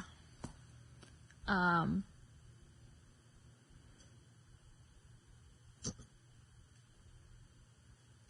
then what about, well, I don't know. Do you have anything else that we can say? Or are we done? I can't think of anything. And I can think of something, but it's pretty slim. Just More go like for a it. secondary argument. Okay, so think of it this way. So imagine that you have like a system of like soap bubbles. Basically, you create soap bubbles for like a chemical reaction, and then they like up on each other, and then they like there's some like bubble physics in there, right? Okay, so the reason I'm pointing this out is that our current day understanding of like bubbles of like films of soap is actually not accurate enough that we can model it on a computer. We can't do that yet. We don't have like the proper rigorous math for it. Even though we don't have those things, it doesn't stop the bubbles from doing their shit. Right. As with language, Okay. an increasing complexity does actually stop you from using it. Okay. So you can argue that, again, this is not like a primary argument because like you can like attack it pretty easily. But basically what I'm saying is that this feature of language that increasing complexity is a decrease in usability is not necessarily a component of communication as well. Not a feature of both, therefore they're not the same thing. Say that again? That does make sense. Increasing complexity, what? Okay, I'll just type it out. Yes, that's good. After that, do you think we're wrapping up? Oh, yeah.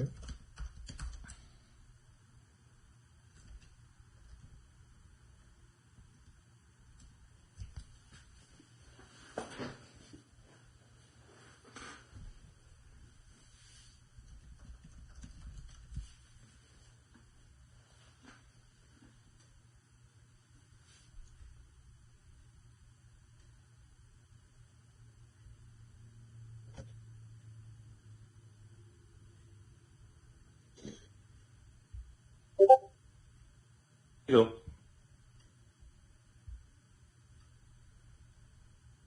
Okay. Increased complexity is inherently decreased usability. Okay. I like that. That's good. I don't think that's secondary. I mean, maybe it is, but I think I like that distinction. Okay, so they're almost done. Okay. So what is the response you anticipate to that, Cryo? So we'll do this later on, but basically, what you can say here is, as Wittgenstein argued, is that you don't need comprehensive understanding of something to use language. Okay. It's like just because we can't have like a perfect perfect definition of game that encompasses all of them, that doesn't mean that we can't talk about game. Which is again, it's like. And I'm not necessarily going to say that it's an easy counter argument to find, but it's Okay, I'm just gonna like- write that down as like another thought. a strong counter argument. Yeah. I just wrote it down. Okay.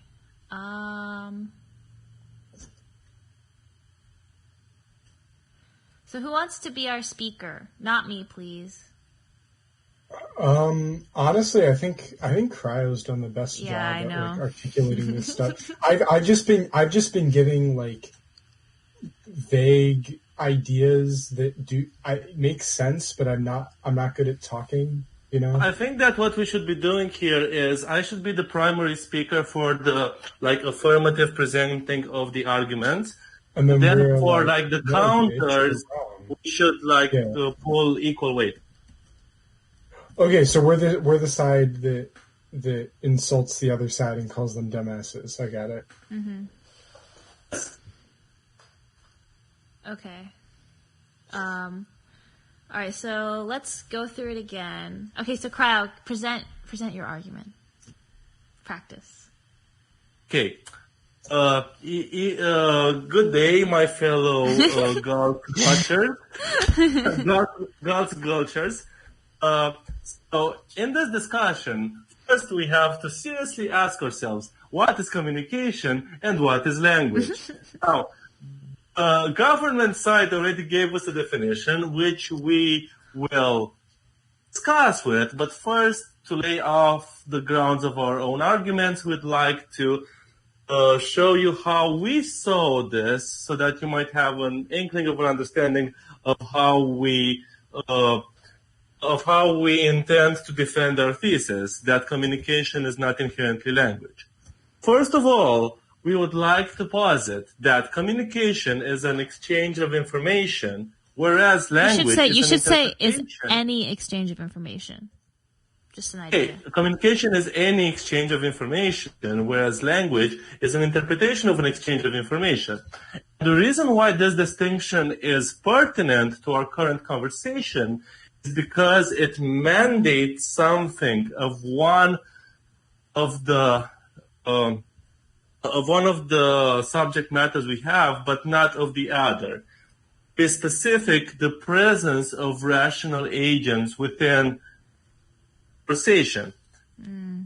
So, within the topic, whatever. So basically, language exists, and two or more, or even one, if you think internal language, rational agents interpret information in a way that can be useful in like reaffirming it afterwards, which doesn't have to be necessarily for words. Verbal language does exist. It still adds an extra layer of things that must be done that doesn't necessarily exist in communication. So, to give examples of types of communication that exist that don't involve this extra layer, first one that we started to propose to you, government, that cell-to-cell interaction. Within the context of cell-to-cell interaction, there's chemical stimuli that are emitted by one cell and recepted by another. Through this entire process, cells which do not have brains and therefore are not rational agents, they ways that show us that they did in fact receive the information and that they would have acted differently in lack of that information. So an exchange of information exists, therefore it fits with our definition of communication. However, again, because it lacks a brain, the cell cannot decide for itself, oh, there's something in my receptors. How should I view that? No, it's automatic, it's direct. As with language, what is happening is that rational agent has thoughts, and then they emit those thoughts in a medium, and then the agent at the receiving end doesn't get the thoughts. They get whatever type of signaling, whatever type of vector has been sent through the medium. Then when they receive the vector doesn't have the thoughts of the first agent. What it has is their best attempt at converting it into information exchange. Then when they take that vector and then they convert it to information back in their own brains, well, again, that is an extra layer of complexity that doesn't exist in cell-to-cell interactions. Another example of this that we thought of giving is that of machine learning, specifically how neural networks work. Because what happens with a neural network is that you have a string of nodes based on differing layers, and then AI is trained constantly and through like self-learning techniques in order to find the best weightings of each node, such way that it can produce intelligible outputs.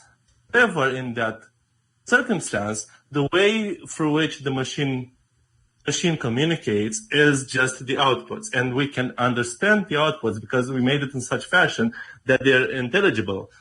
But if one were to like untangle the black box that is the AI and look at individual weights on individual nodes on individual layers, wouldn't be able to discern anything.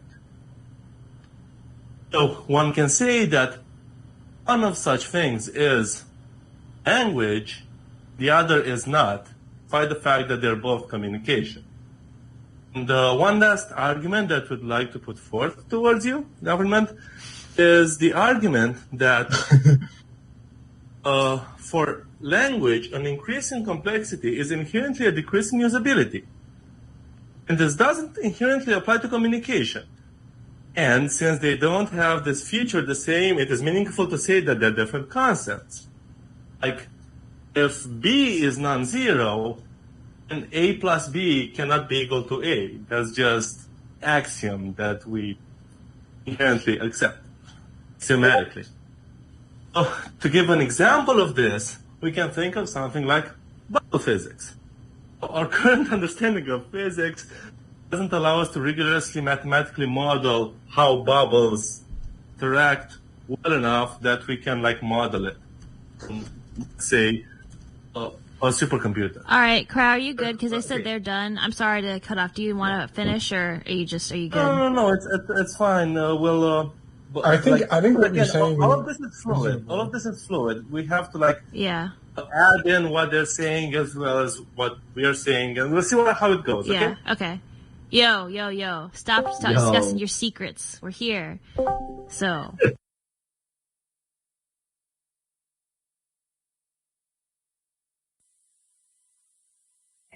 Yo. Stop discussing your secrets. We're here. So. No. I entered just as you were saying, stop telling them our secrets. But we don't have secrets. It's fine. Only they have secrets because we didn't look. Yeah. And I didn't look at any of your notes. I promise. I really didn't, actually. We really don't have much. If you really want to, Team 1, go ahead and look at it right now. No. Later. No, it's a joke. We don't have any notes in there. Oh. By the way, oh my god. So disposable. While they're talking, you can take notes if you want in our chat room. But we have them for posterity. Yeah. We actually put stuff in ours. And actually, we made a Team 2 one, but we didn't even use that because I made a junk alt one because we're junk alt.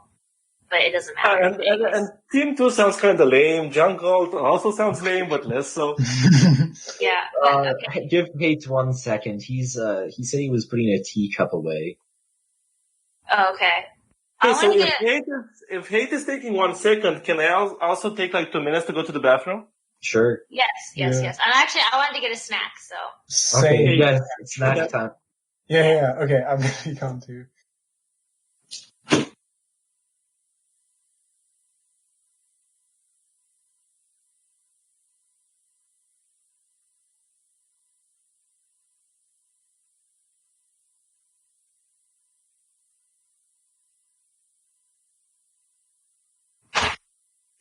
Alright, I'm back.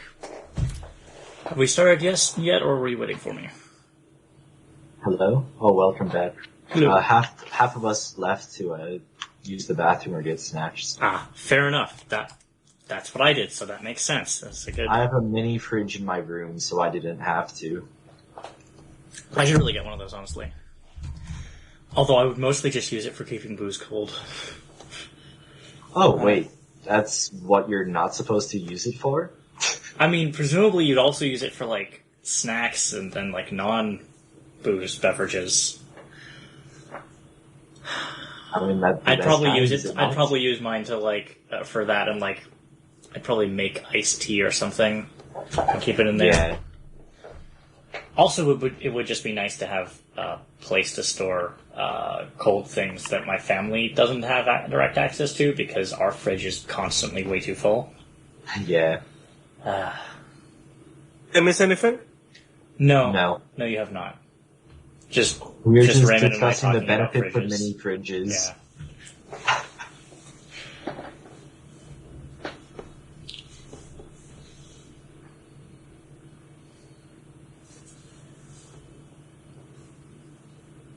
Oh, Raymond, Yeah? do you think we should go first Come or on. second? What did you say? You guys are going first. What do you mean? Are we? I'm back. Oh, okay. Well, I mean, we're discussing format first. Oh, right. Yeah, that's the thing that we're doing first. So yeah, we'll wait for everyone to get back then for that. Oh, Yeah. Yeah. okay. So we're just waiting on Soda Dream and Disposable. Guys, Cryo did debate and shit, so I don't know. I think we're gonna be But here's the thing. On one side, I did debate, but on the other side, I also, number one, got some sunstroke today, and number two, it's 11 p.m. So, I think the scales are evened out. No, I I'm think gonna be honest, we're I'm totally screwed. I don't think we're gonna manage like anything. What? It's Are you saying that Okay. to like mind games? no, of course not. I'm saying it to language games. Unironically though, yeah. screwed up. No. Well, unironically, we managed to convince me, and I disagreed with us to begin with. So I convinced myself too. yeah, so like at least there's that. Wait, did you guys think that? Did you guys? Oh, we were in the same boat as you guys.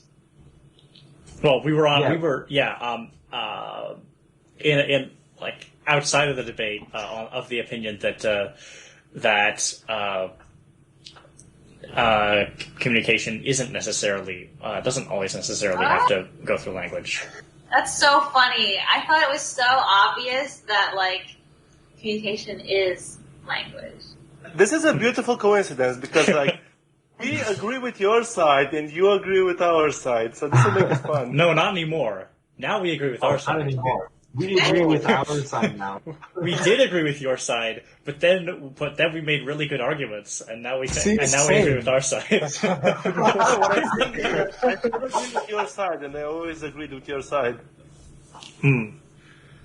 Fair. Well, Pure devil's advocate this should for be me. interesting then. Also, I did realize that we do have sort of one problem with our debate format, which is that we don't have any audience. Yeah. That's not a problem. Well, I mean, listen, right? I mean, We'll excluding the fact that have, each debate. of us, each the of us point will of both debate be a is to be debate for member argument. and an audience member. Sorry, what? I mean, Okay. We'll have an audience if we post this to YouTube. Yeah. oh my god. I mean, and theoretically, if anybody else in the group who isn't here listens to it, then they're the audience. that's true. Oh, freedom. Yeah. I was talking with Raymond about before, but you and I should probably separate out our discussion bits of the our planning bits of it and post those separately from the main recordings because those are the parts that write actually down differ. the time this is at, so I can more easily find it. 1 hour. Yeah. 35 minutes. Right. Okay. Yeah. I'm at an hour 44. But yeah, there's been a couple of bits of silence there that I can easily identify as it. Okay. So it shouldn't be a problem. Cool. Yeah. I've had to decide intentionally to keep track of my CPU and memory usage when recording this because if I do something that just takes up way too much, the recording is awful for that bit. Wait, so should I just upload only? Because I boo-boos in my recording. So can I just only upload? You upload the most of it. Sure. And Yeah. I mean, keep recording because if I have to go, I before definitely we're keep done, recording. Yeah, but, I'll definitely keep recording. But yeah. Your version will be better because there are a couple times where I may have bumped something and stopped recording and then oopsie. All right. So, Oh yeah, and also we should always have at least 2 people recording because it turns out the file I originally recorded is corrupt, so I can't extract the audio from Oh, Oh okay, cool. my So God. the reason that we can't view it is that it's completely ruined, and we will never know what. I will never know what happened in that. sad. That is sad because I was watched really. it like the day. Yeah, I watched it the day of, and the second day I uploaded it to Google Drive, and I And never apparently once something checked happened in between. Yeah, I didn't check the actual file ever from the time I first watched it to the time I tried to upload Oh, it. So man. it's just That sucks. yeah. Yeah, so I will never know what I missed in that last like hour or so. Oh. Fuck, what is going on? Something is weird with my connections. Hopefully it's okay. I don't know. Is everyone here? Where's Stoda? Yes. Oh, okay, cool. you're just We are all quiet. Yeah, Soda's always quiet. A couple of times we had to ask her to like, be louder because we were having trouble hearing her all. And Cryo, you said you did debate, right? I did debate in high school. What kind of format did that use? And we might be able to just steal it if that sounds good. The thing is, I mostly did British parliamentary, which requires 8 people, not 6. Ah. Uh, How Okay. okay, so yeah, Here's for a- format. Yeah, what are we thinking? Does anybody have any ideas for format? Well, I mean, I was Like just gonna world. say. Yeah, Kyle, yeah, you. So I like worlds. Basically, the way worlds works is there are a You couple cut of out. rules. You cut out after basically the way Worlds is. Oh, no. That's just when I lit up a cigarette. I was. Oh, okay, cool. Okay, sorry, keep going then. Yeah. So basically, it works with 6 people in teams of 3. And the way it works is we choose a speaker order. And basically, we know beforehand in what order we'll go, and we'll alternate between like pro and contra. So, for example, okay, here we cool. can do like, you are first of pro, then I'm first of contra, and so on and so forth. And Okay, so like the yeah. teams choose the order in which they go, and they sort of argue for and against, like in And there. and the next rule that is extremely important, well, 2 more rules. So one rule is that you can't have, the last speaker and the second speaker can't have more time than the amount of time that the first speaker used. For example, if I speak Right. for 8 minutes, Freedom cannot speak for 10 after me. Right. And So the final rule is that the third speaker of either team is not allowed to bring in new arguments for either side. They can only defend or counter arguments that have already been posed. all right. So wait. So with the with the times though. Okay. Sorry, with the so times, do you mean like no person can take longer than the previous person, or do you mean that no person can take longer, the second The person? very first person. So the very first first person does speaks for a set of time. The second person can't speak longer than that. Can the third person speak any longer than the second person, or That's allowed, yes. can they speak longer than the first person? Then the first, no. Okay, so the first person defines the maximum speaking time for everyone.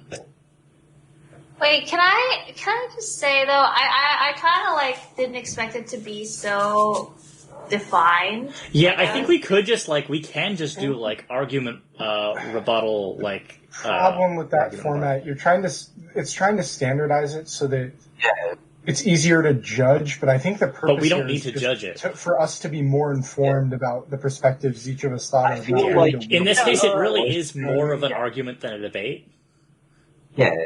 Except, So, it's an argument. Except we're arguing arbitrary points, arbitrary positions. So, that's another thing here. So there's an extra rule that I can we can include into Worlds, that it's Does it need to be more there? about argument and less about No, I debate. think the issue is that I don't think Worlds is really set up for what we're actually doing.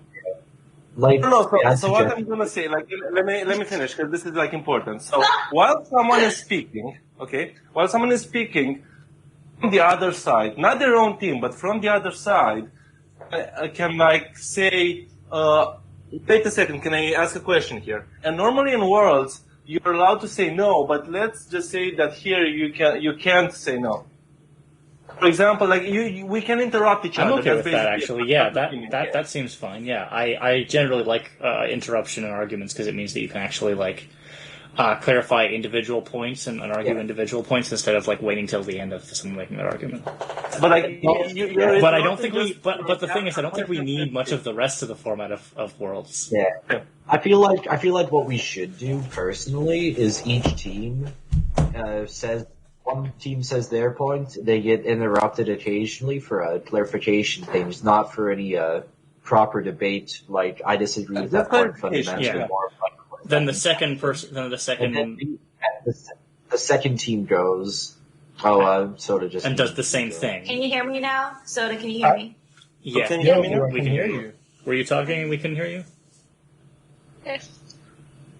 Is it good now, though? Yes. Oh, it's great. Yeah. Okay, but Good anyway, for like hear me Yeah. too. Yes. Yep. Okay. okay. So I was talking about like debate form, right? Great format. Yeah.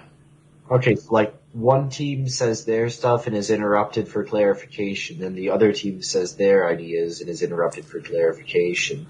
And then And then after we do that, what we can counter-arguments? do is, the first team can then actually no, the second team should then be able to point out things in the first people's arguments that they fundamentally disagree with, state like a question or a concern that you have with it, and then we try to come up with an answer for it, and then Yeah. we do the same. And then for the your reverse guys'. happens.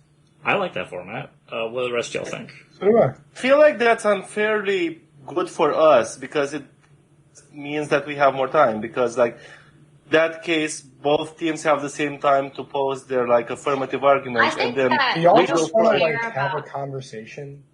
Yeah.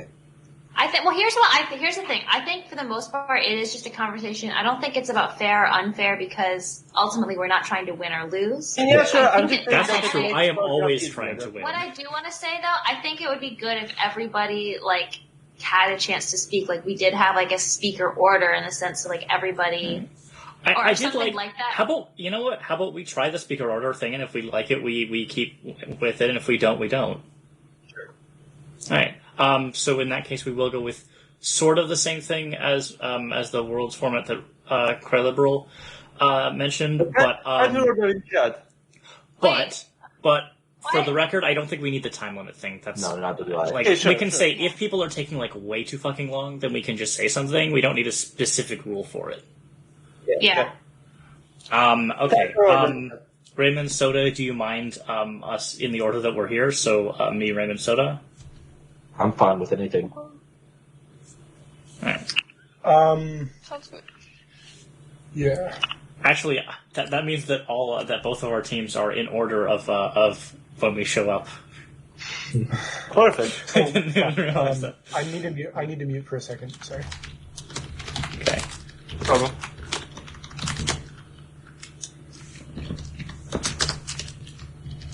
You guys can keep going. I can still hear you, but like I need to not be near my mic for a bit. Okay.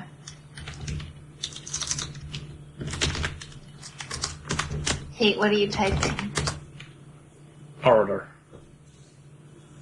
Order. Oh. Reuben just changed it. Wait, what? Nice. Okay. All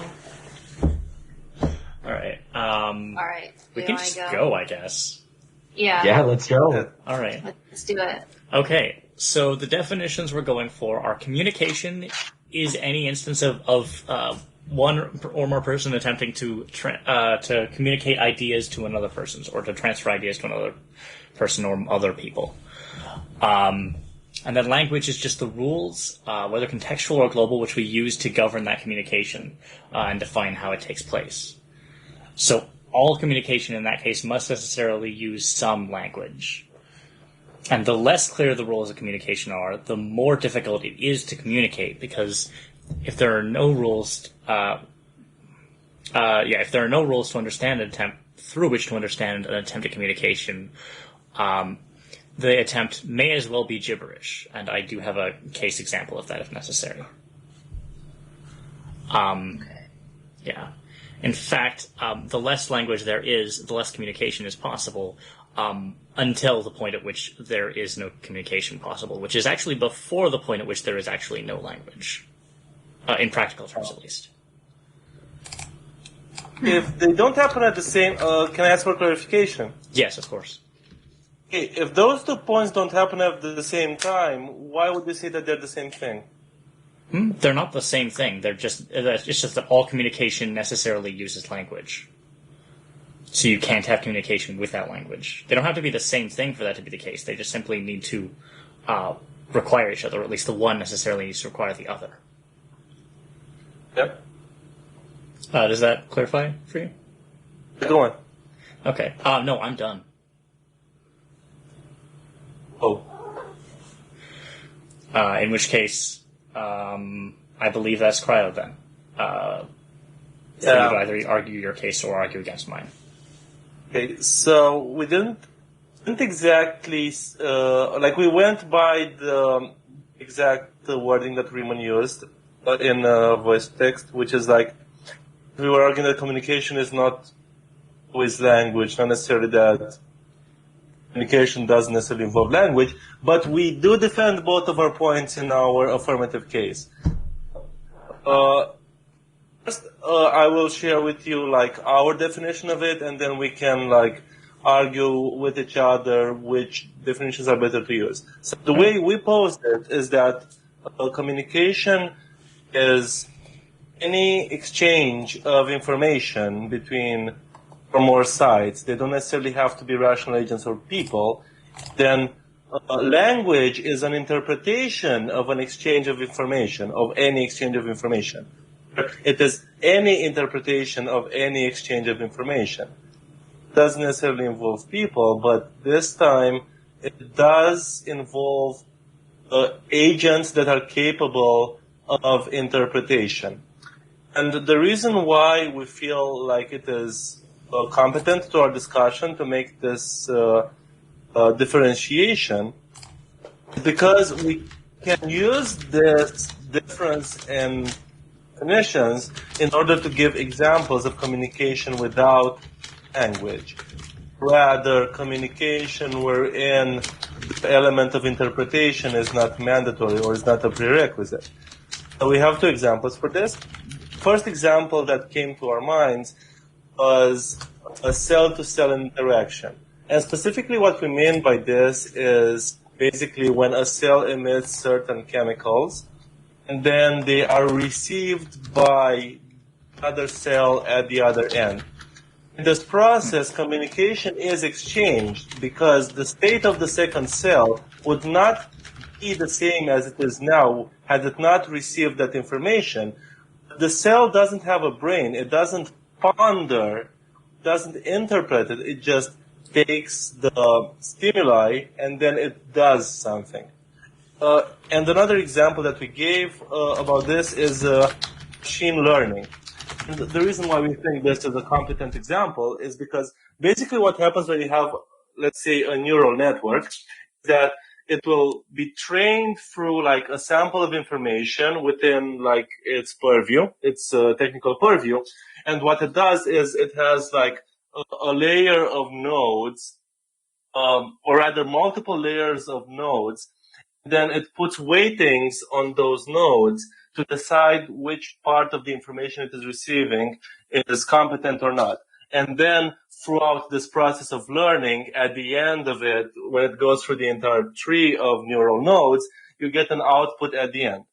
Now, that output is not gibberish. It is intelligible language to the programmers that read out the output. But if a person were to open up the black box, which can be seen as the machine, and then look at the weightings on individual nodes, that wouldn't actually make any sense. Sorry. Could you repeat that last little bit?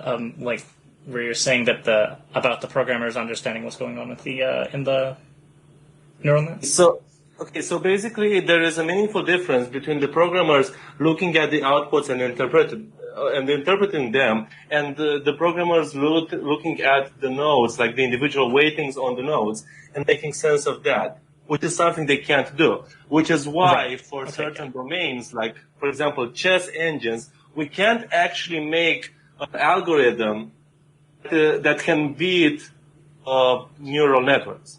Whereas with like human-to-human communication, what happens is basically you have an idea, you think of it, and then you send it through a medium to another person or a group of people, and then you send it as a vector. You don't send it the information.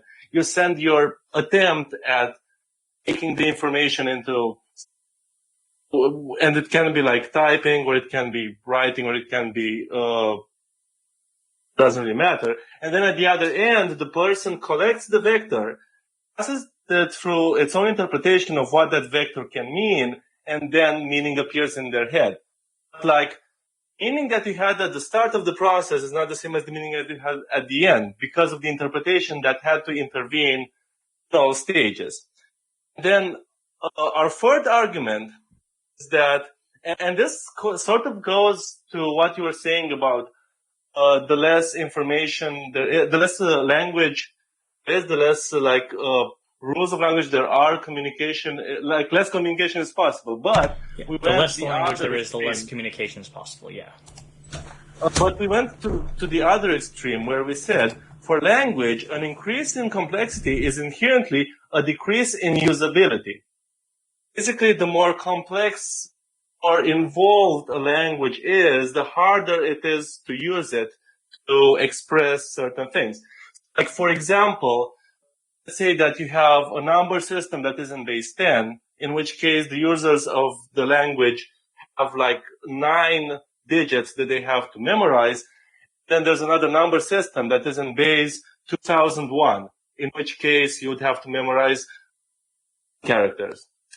So to express even simple concepts in the second system would actually require way more usability than the first system. This does not inherently apply to communication. It only applies to language. In communication, it doesn't matter how complex it is for us to interpret it. All that matters is that something is happening directly. So, for example, an example we thought to use here is that let's say that you make bubbles, right? You make like bubbles, films of fat with like air inside them, and then they fall onto each other. So basically what happens there is that you have some very complicated physics that we actually haven't been able to rigorously memorize and mathematize yet, which is why basically when you are dealing with bubbles, you can't actually model that perfectly on a computer. But the fact that we can't interpret it properly doesn't change the fact that the bubbles still fall onto each other. And we can even talk about the past and about our previous example of cell-to-cell communication, where our ability to understand how things like translation and transcription and the receptors work, we have that now. We didn't have that 100 years ago, but 100 years ago the cells were still communicating with each other.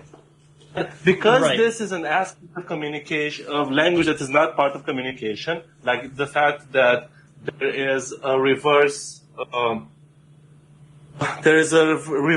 ratio, like reverse proportionality between complexity and intelligibility, means that, well, they're different things inherently because they have different properties, and this is an example of a different property. So that's most of our affirmative thesis. All right. Did you guys get all that? Could I just get you to restate your definition of language again? Your definition of communication is basically identical to ours. Our definitions is that communication is any exchange of information. Language is any interpretation of any exchange of information. Right.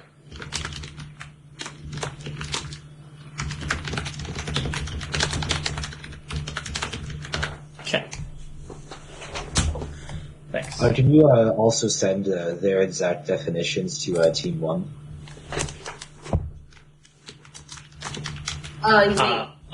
Sorry, what? Oh, I asked if you could send the definitions they used? I heard you typing them. Can you send them? Oh, to Team yeah, One? yeah, sure, yeah. I will. I'll put those in Team 1. So.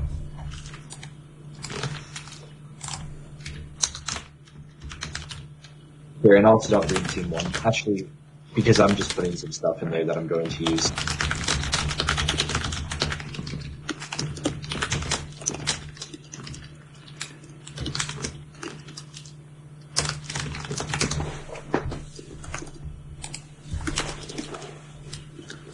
Okay, so is it okay if I start this off by asking a question? Yes.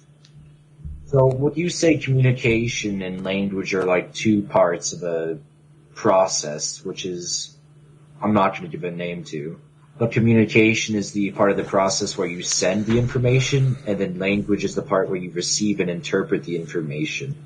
I would. Given your definitions. Yeah. I would say yes. Right? Oh. No. I would say that language is the moment when you transfer to vector, from thought to vector, and the moment when you transfer from vector to thought. Those two exchanges. I would say that communication is the entire process. So, I mean, like, the thing, though, is that I feel that when you're saying language is the process, I feel that that's really not that dissimilar. I mean, not that unlike our definition, where we say that language is the set of rules and basically the way that these bits of communication correspond then to language. To put it into a different metaphor, I guess, you could say that our definition says that that communication is like any instance of transferring ideas, and language is like the way it's encoded and decoded. Whereas it sounds like what you're saying is that language is how it's decoded and communication is how it's encoded.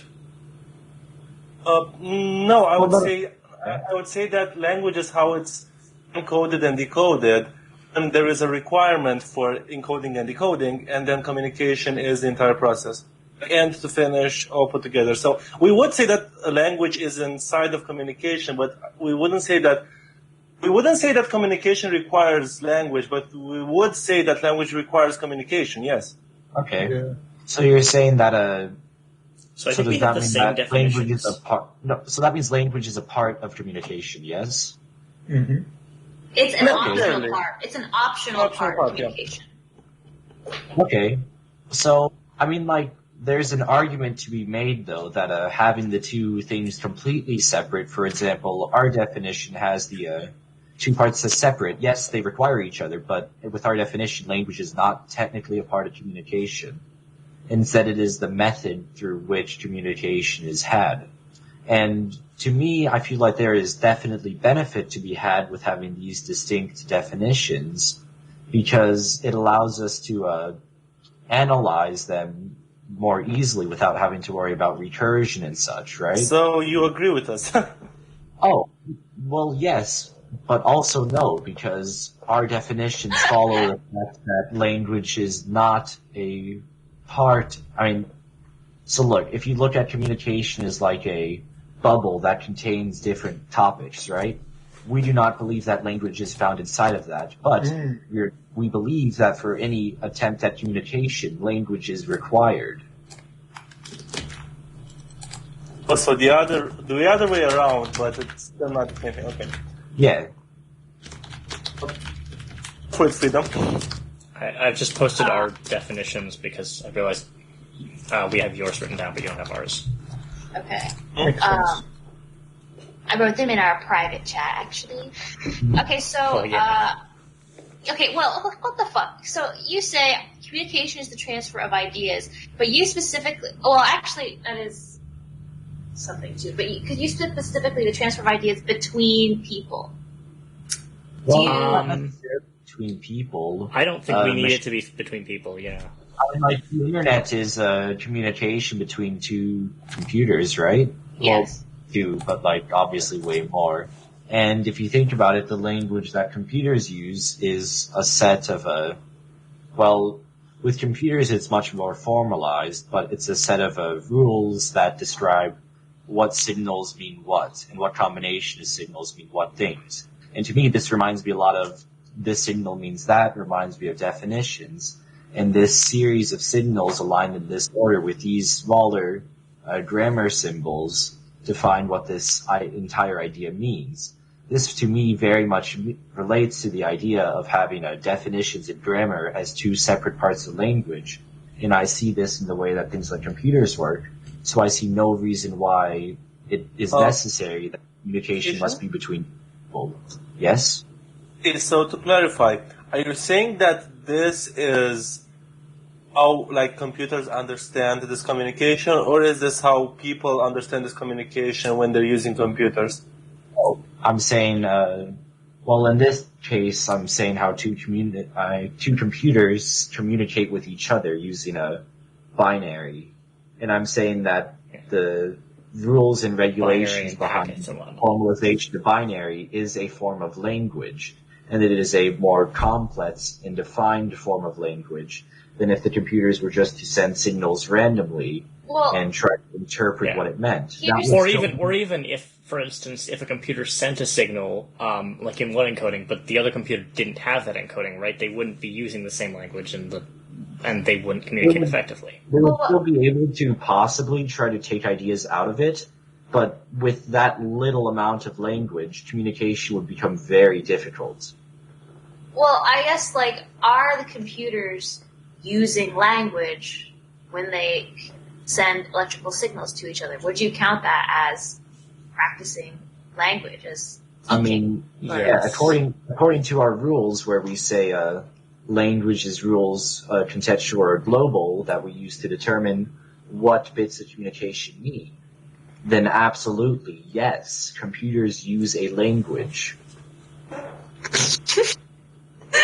They just don't understand it in the way that a person would understand language, obviously. Yes, but they do parse it and do stuff with it. They communicate that information through language. But there's no rational agent. We didn't specify a rational agent as necessary. Well, we think that language requires a Why? rational, because it just does. That's dumb. Okay, but here's the argument. So, when you think about, and this is free flowing. This is us trying to brainstorm up a counter argument. And Cryo already touched on this, the idea of a cell-to-cell communication. Okay, so we're going to get into that in a little bit, actually. What? We're going to talk about that from our perspective in a second. Oh, awesome. Okay, well, I'll bring it up first. So, I'm sorry, I don't even remember fully what Cryo brought up because my brain, it's whatever. But, when you think about, in the human body, that her cells are always interacting with each other. And what happens is, maybe one cell will release a molecule, it'll secrete a protein that will then attach onto another cell and, cause that other cell to do something else. We call that communication. But what's happening, one cell making another cell do another thing, it isn't really a language. It's just, it's causing change in that other, in another place. Yes. But it's still communication. It's just. The way I view it, the proteins they're exchanging could be interpreted as language. You could interpret it as that, but it's not. There isn't. It's akin to.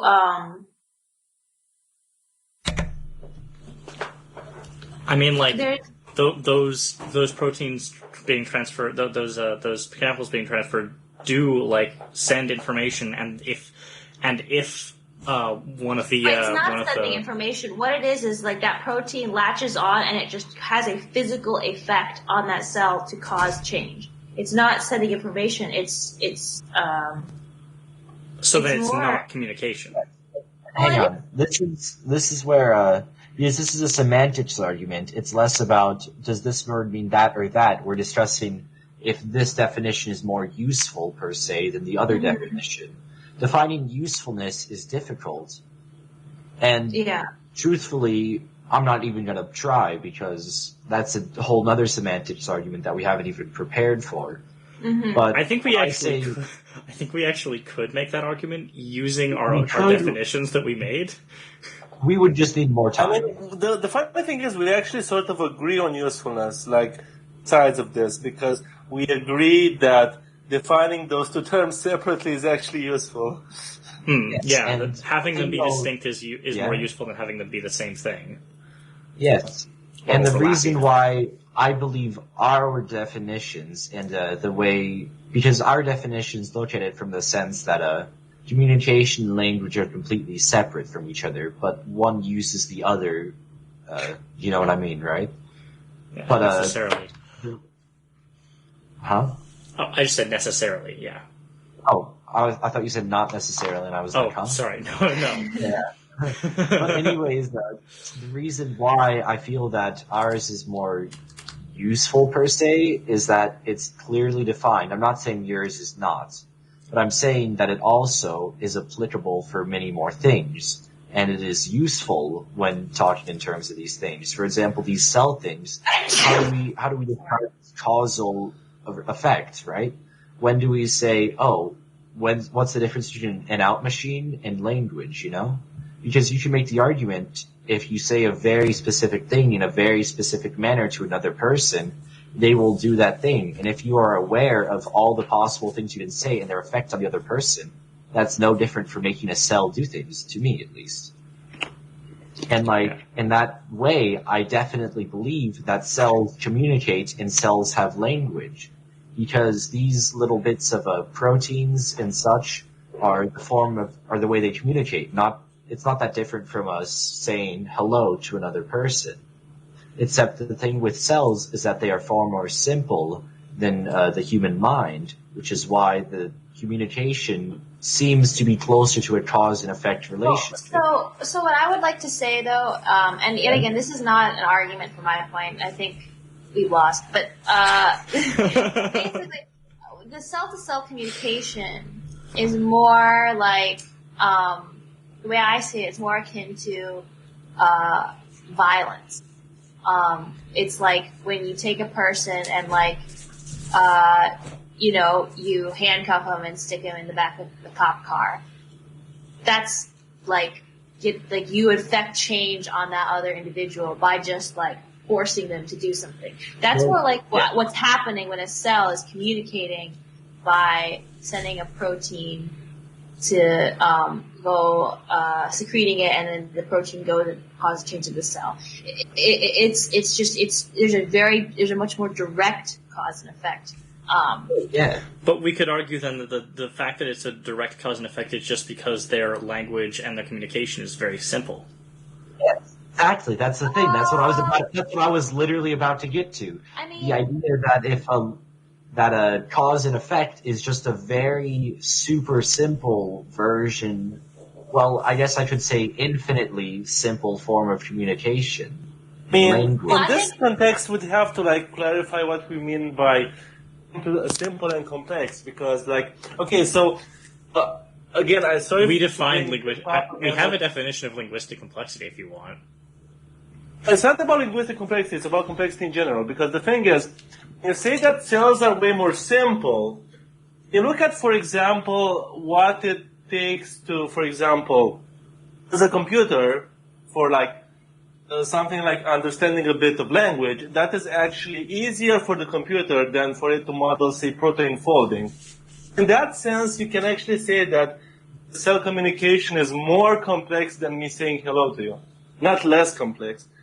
So it's I'm not saying you're wrong, I'm just saying we'd have to define what simple means. Well, I mean, I chose that example carefully because the example of saying that the cell is simpler than the mind is a bit of a cheaty way out of it, because you don't have to worry too much about the definitions of simple and complex, because the human mind is made up of many, many cells. So it kind of I use that example specifically because it kind of gets around that problem.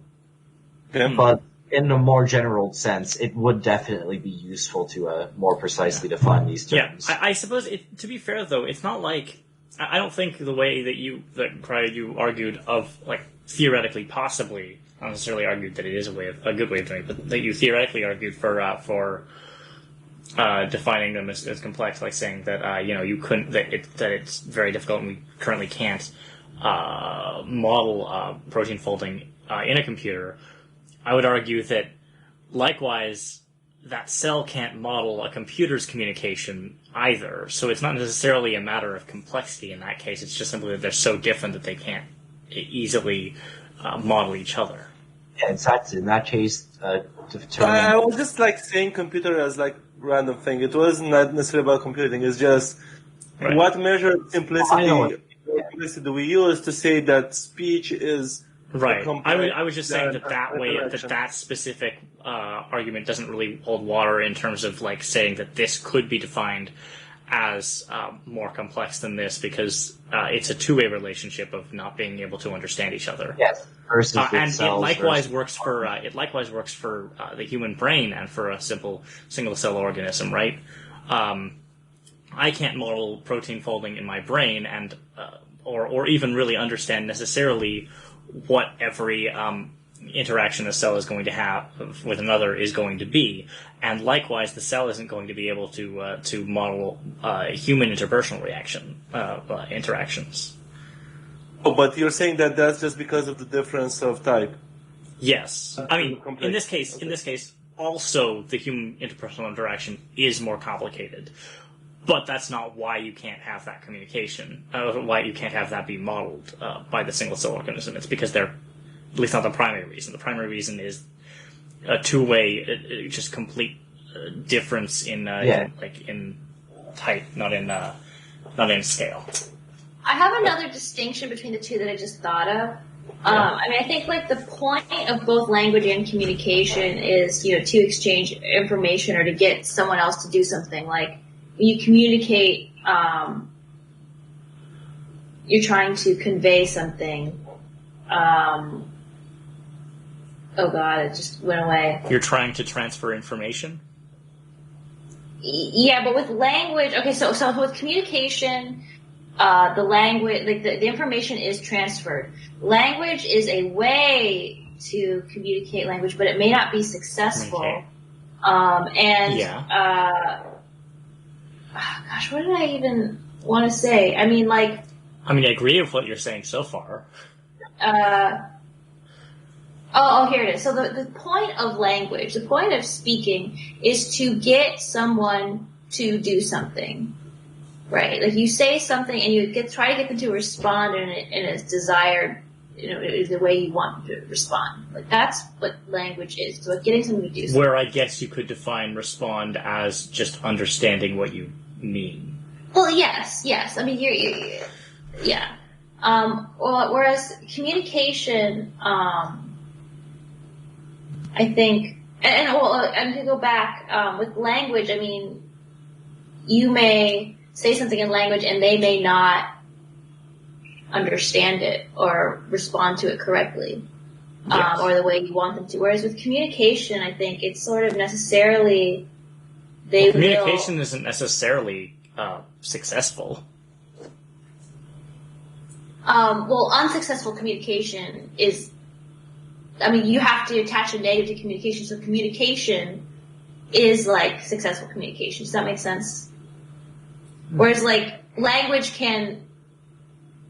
doesn't have to always be successful. But you don't have to qualify successful language. It's just language. Whereas with communication, if you want to say it's unsuccessful communication, you can't just say communication. It has to be bad communication or unsuccessful communication. Well, see, our definition of language can't be successful or unsuccessful just because it's not a process, whereas our definition of communication is.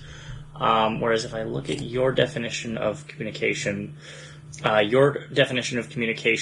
is a process and it can be successful or unsuccessful. It looks like what I wrote down was any attempt at exchange of information. Is that accurate?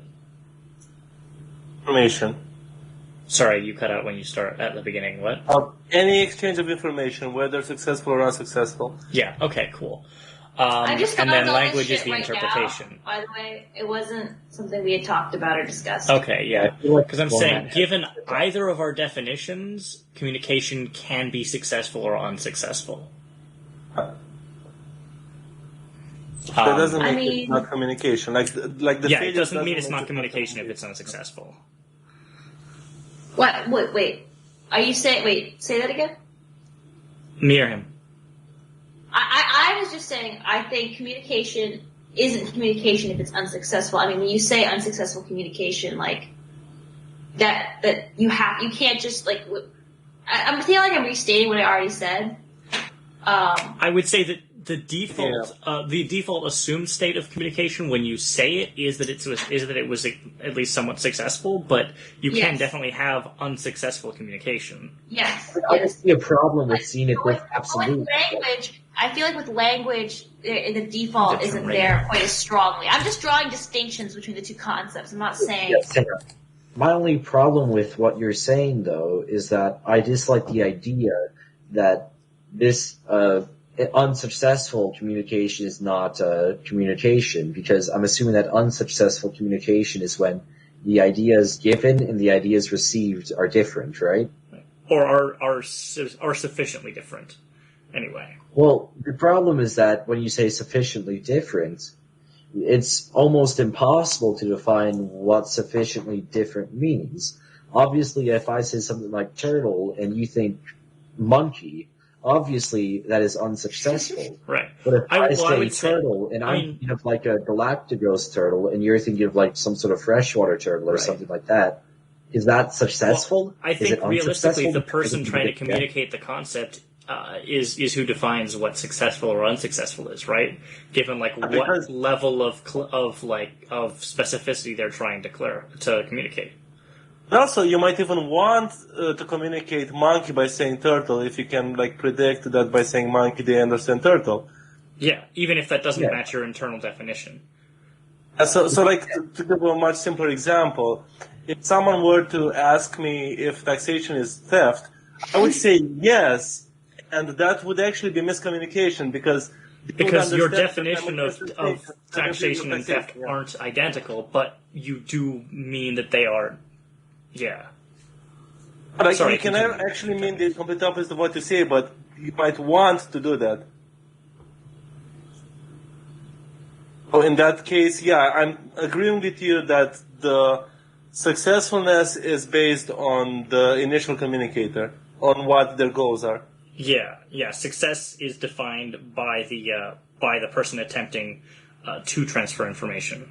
Yes. Yeah, and judged by the response. As an agent. Creo, I feel like you like cut out occasionally. Is anyone else getting that? No, it's just because of the way he talks, I think, and then like it just sounds like he was cut off, but really he just talks that abruptly.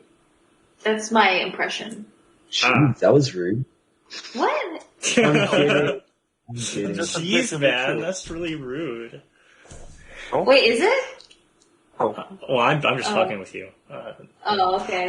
Hey, can we get like Soda Dream and something disposable Yeah. to like comment? Like they Yeah. haven't been in this at all. I mean, we sort of like our format sort of devolved after like the second That's okay, responses, that's but fine. I don't think Format that's died necessary. about the time I We started need the speaking. format to get things started. That's Yeah, all we we just really needed need it that to get started. I feel like I ruined the format by Oh shit! I've still been muted. Oh my god!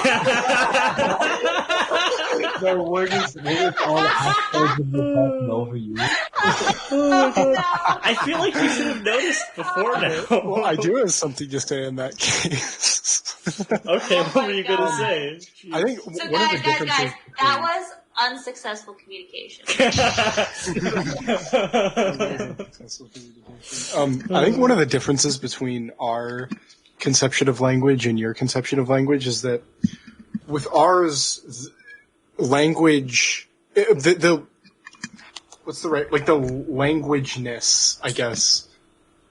The property of being a language is not intrinsic to the system we're talking about. It's intrinsic to the interpreters of the system. Oh yeah. And like one of the things we were talking about is with the cell communication, if there was suddenly a new species that could that suddenly arose that could interpret the interactions between cells and derive meaning from them, those interactions wouldn't suddenly become an interpretable construct to humans.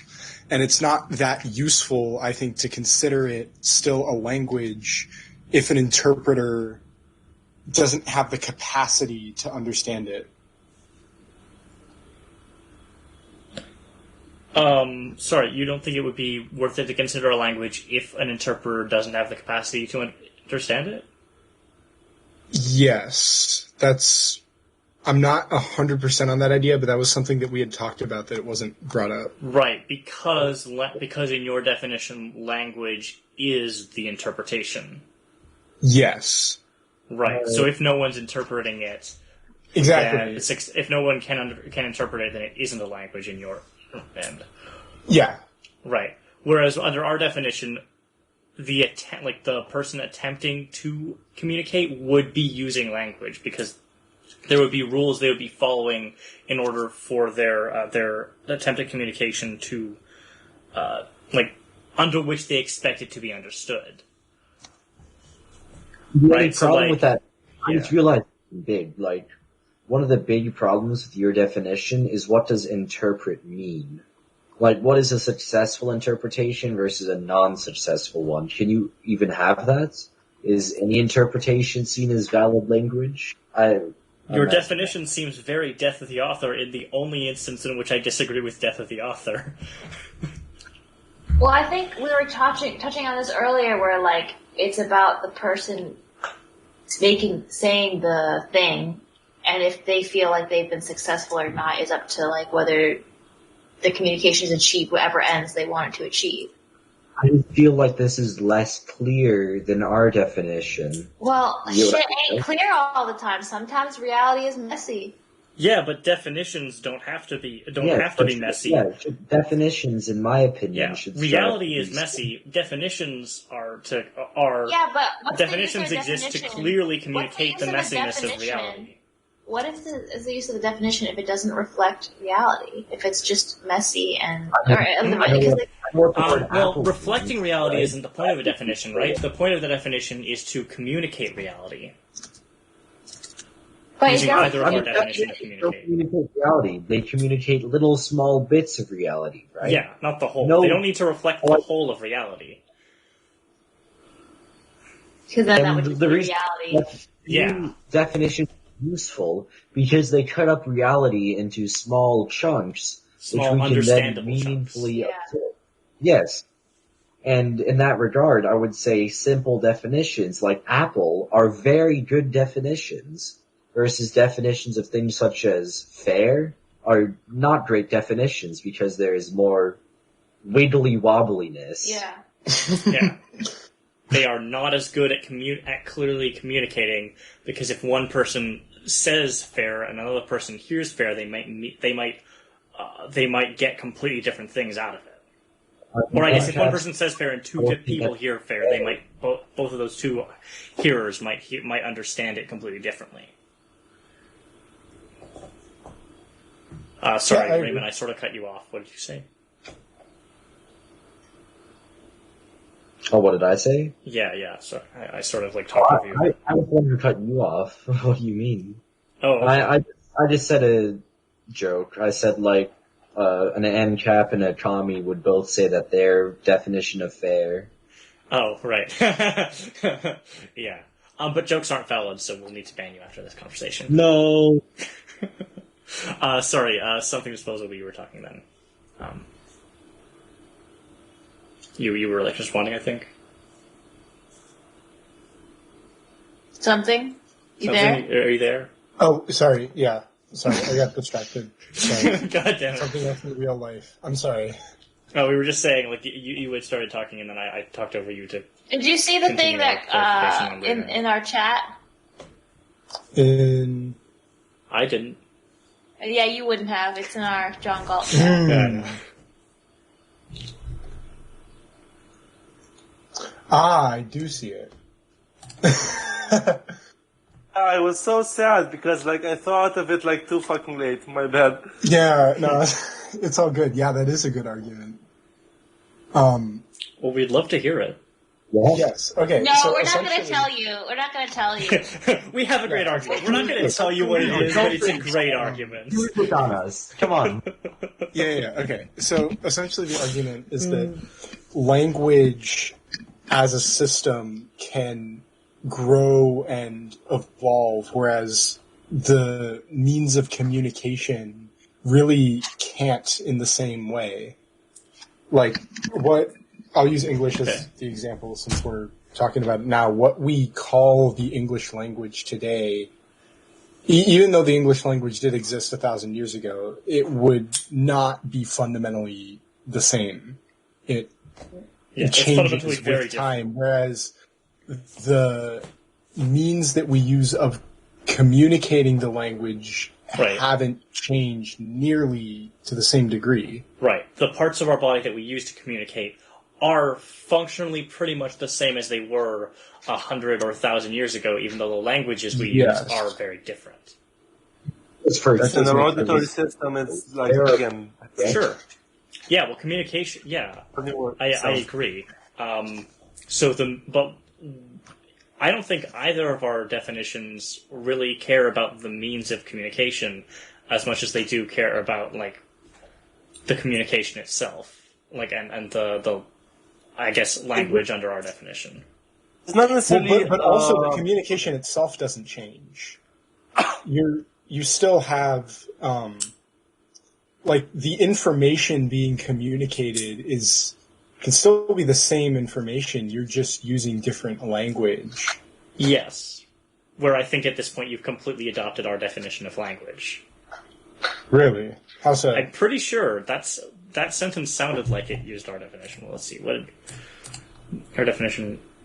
Yeah, because you're saying that the communication stayed the same, but the language is different, implying then that the communication, like the communication staying the same means that your definition of communication doesn't include things like how I say something, like if I were to say, methinks he doth protest, that would be like a different, that would be the same communication as I think he disagrees. Yes.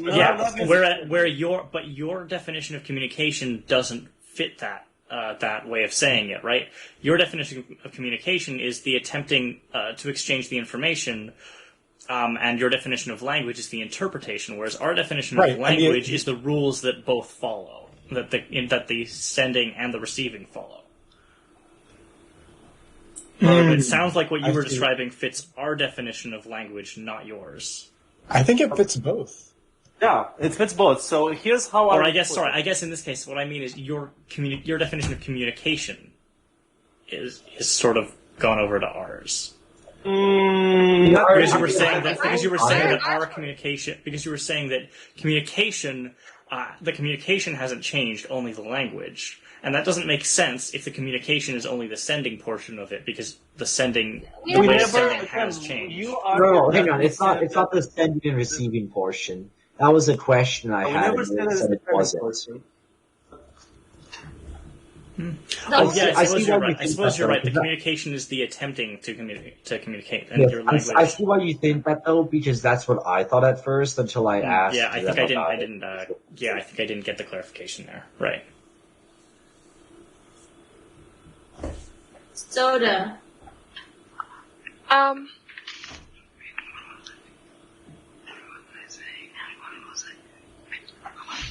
Fuck you, Soda. What? It's up to you. What? All I heard was just very, very quiet whispering. Yeah.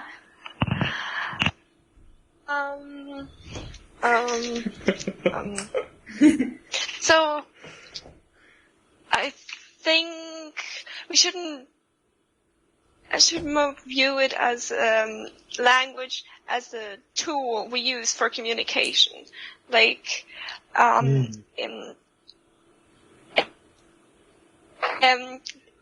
for the verbal language, that would obviously be the rules and grammar rules and definitions. But when cells communicate, there's these proteins they exchange, and when artificial neurons and AI communicate, they're just exchanging electricity, and like the electricity can be seen as a language. So See, under our definition, the electricity isn't the language, it's the way the electricity is formatted. Like, and expected to be received. what's the Right. way an electricity is formatted? The way in which the pulses of electricity are sent, and the way that sending is expected to be understood. So, for instance, let's say if you're just sending it over a single wire for simplicity's sake, let's say the one machine is sending it to the other, it would be a series of pulses representing a binary signal, and it would be expected to be interpreted as a binary signal.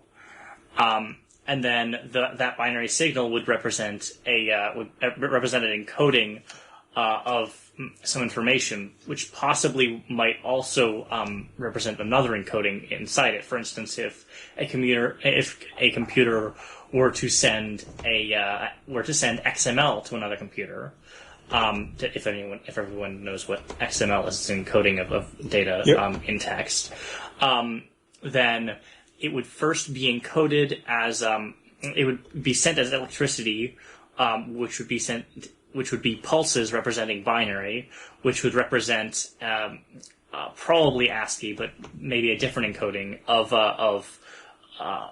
characters, which would then be expected to be in a format which matches an XML standard, which would then contain the data itself. Right. Yeah. So, and each level of that, and each part of that outside of the electricity is part of the language, right? So the language for instance, the language of XML would be every stage of that, theoretically, except for the electricity portion of it. Because that could be communicated because that could be communicated through a different medium. Like sound, for instance, like if you were to encode the pulses as frequency changes in sound or in a radio frequency, like FM, it could still be communicated that way. It would still be the same language, but it would be through a different medium. Well- That makes sense. That's at least using our definitions, as far as I understand them.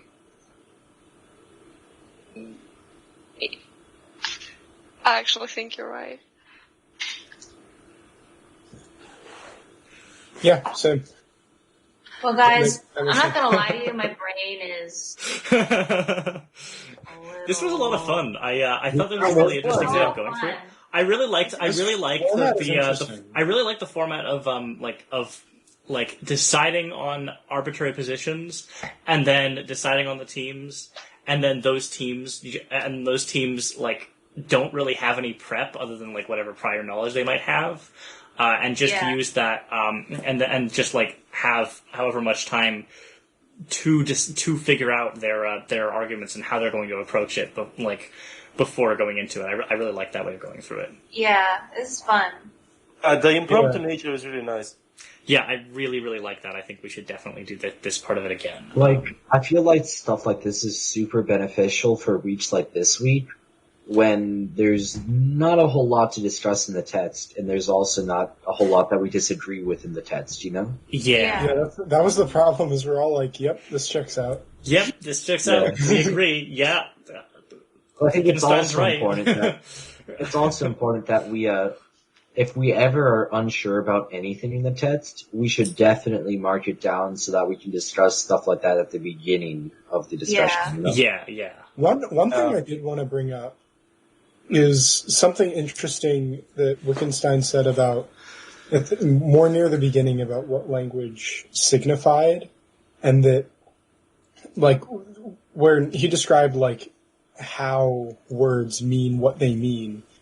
They were, or he was talking about what the ideas certain words bring to mind when you think of them. And as I was thinking about that more, I don't think that perfectly matches the idea of a definition.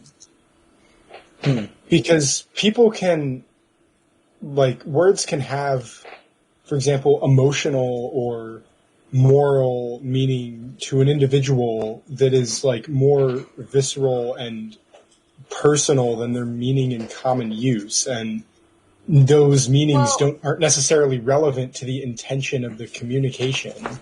You know what I mean? Also, though, a definition isn't the same as a word's use. Like, it might be a guide to how to use a word, but more often than not, it's a description of how the word is used. I don't know. Yeah.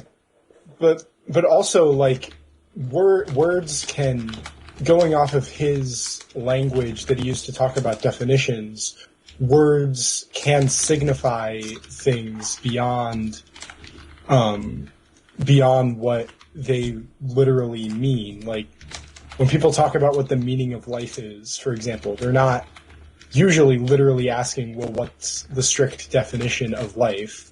They're asking, well, to you personally, what does the experience signify? Which I wouldn't describe as a definition. I would describe that as something separate. You know what I mean?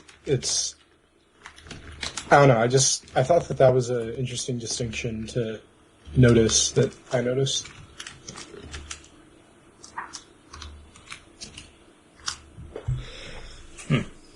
Yeah, that is interesting.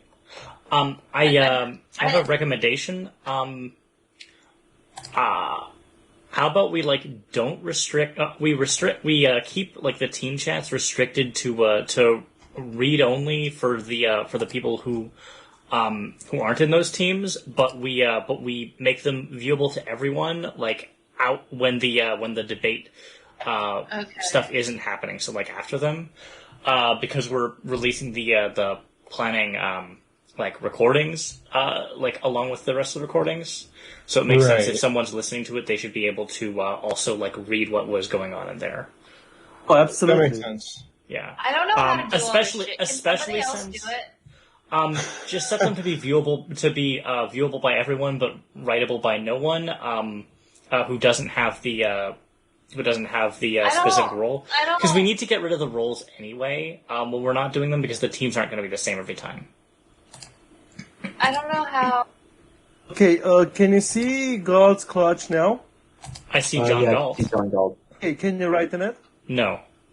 Okay, so I did it right.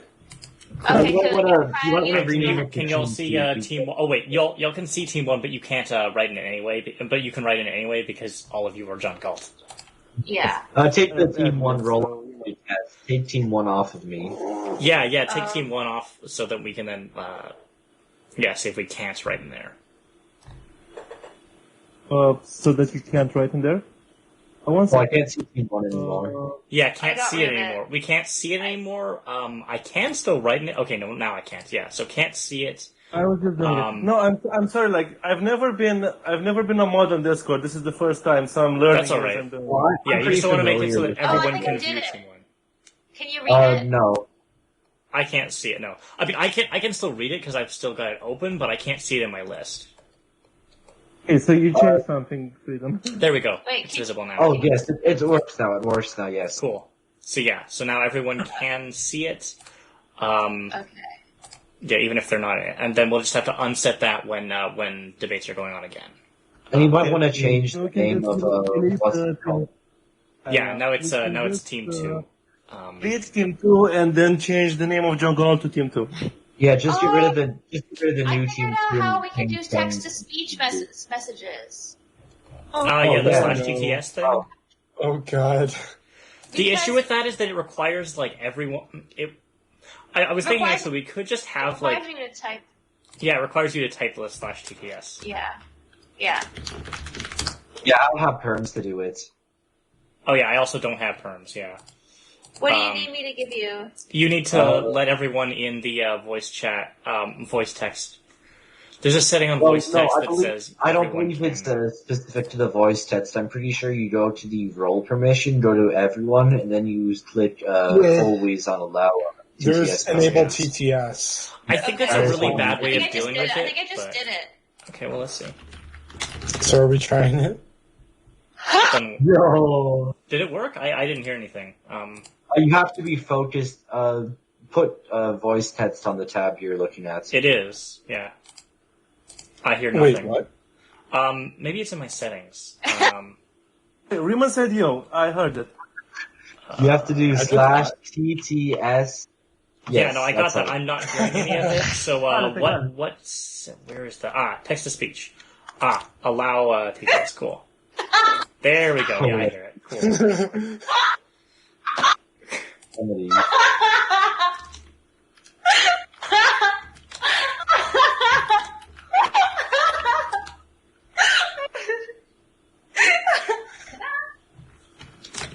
Racist.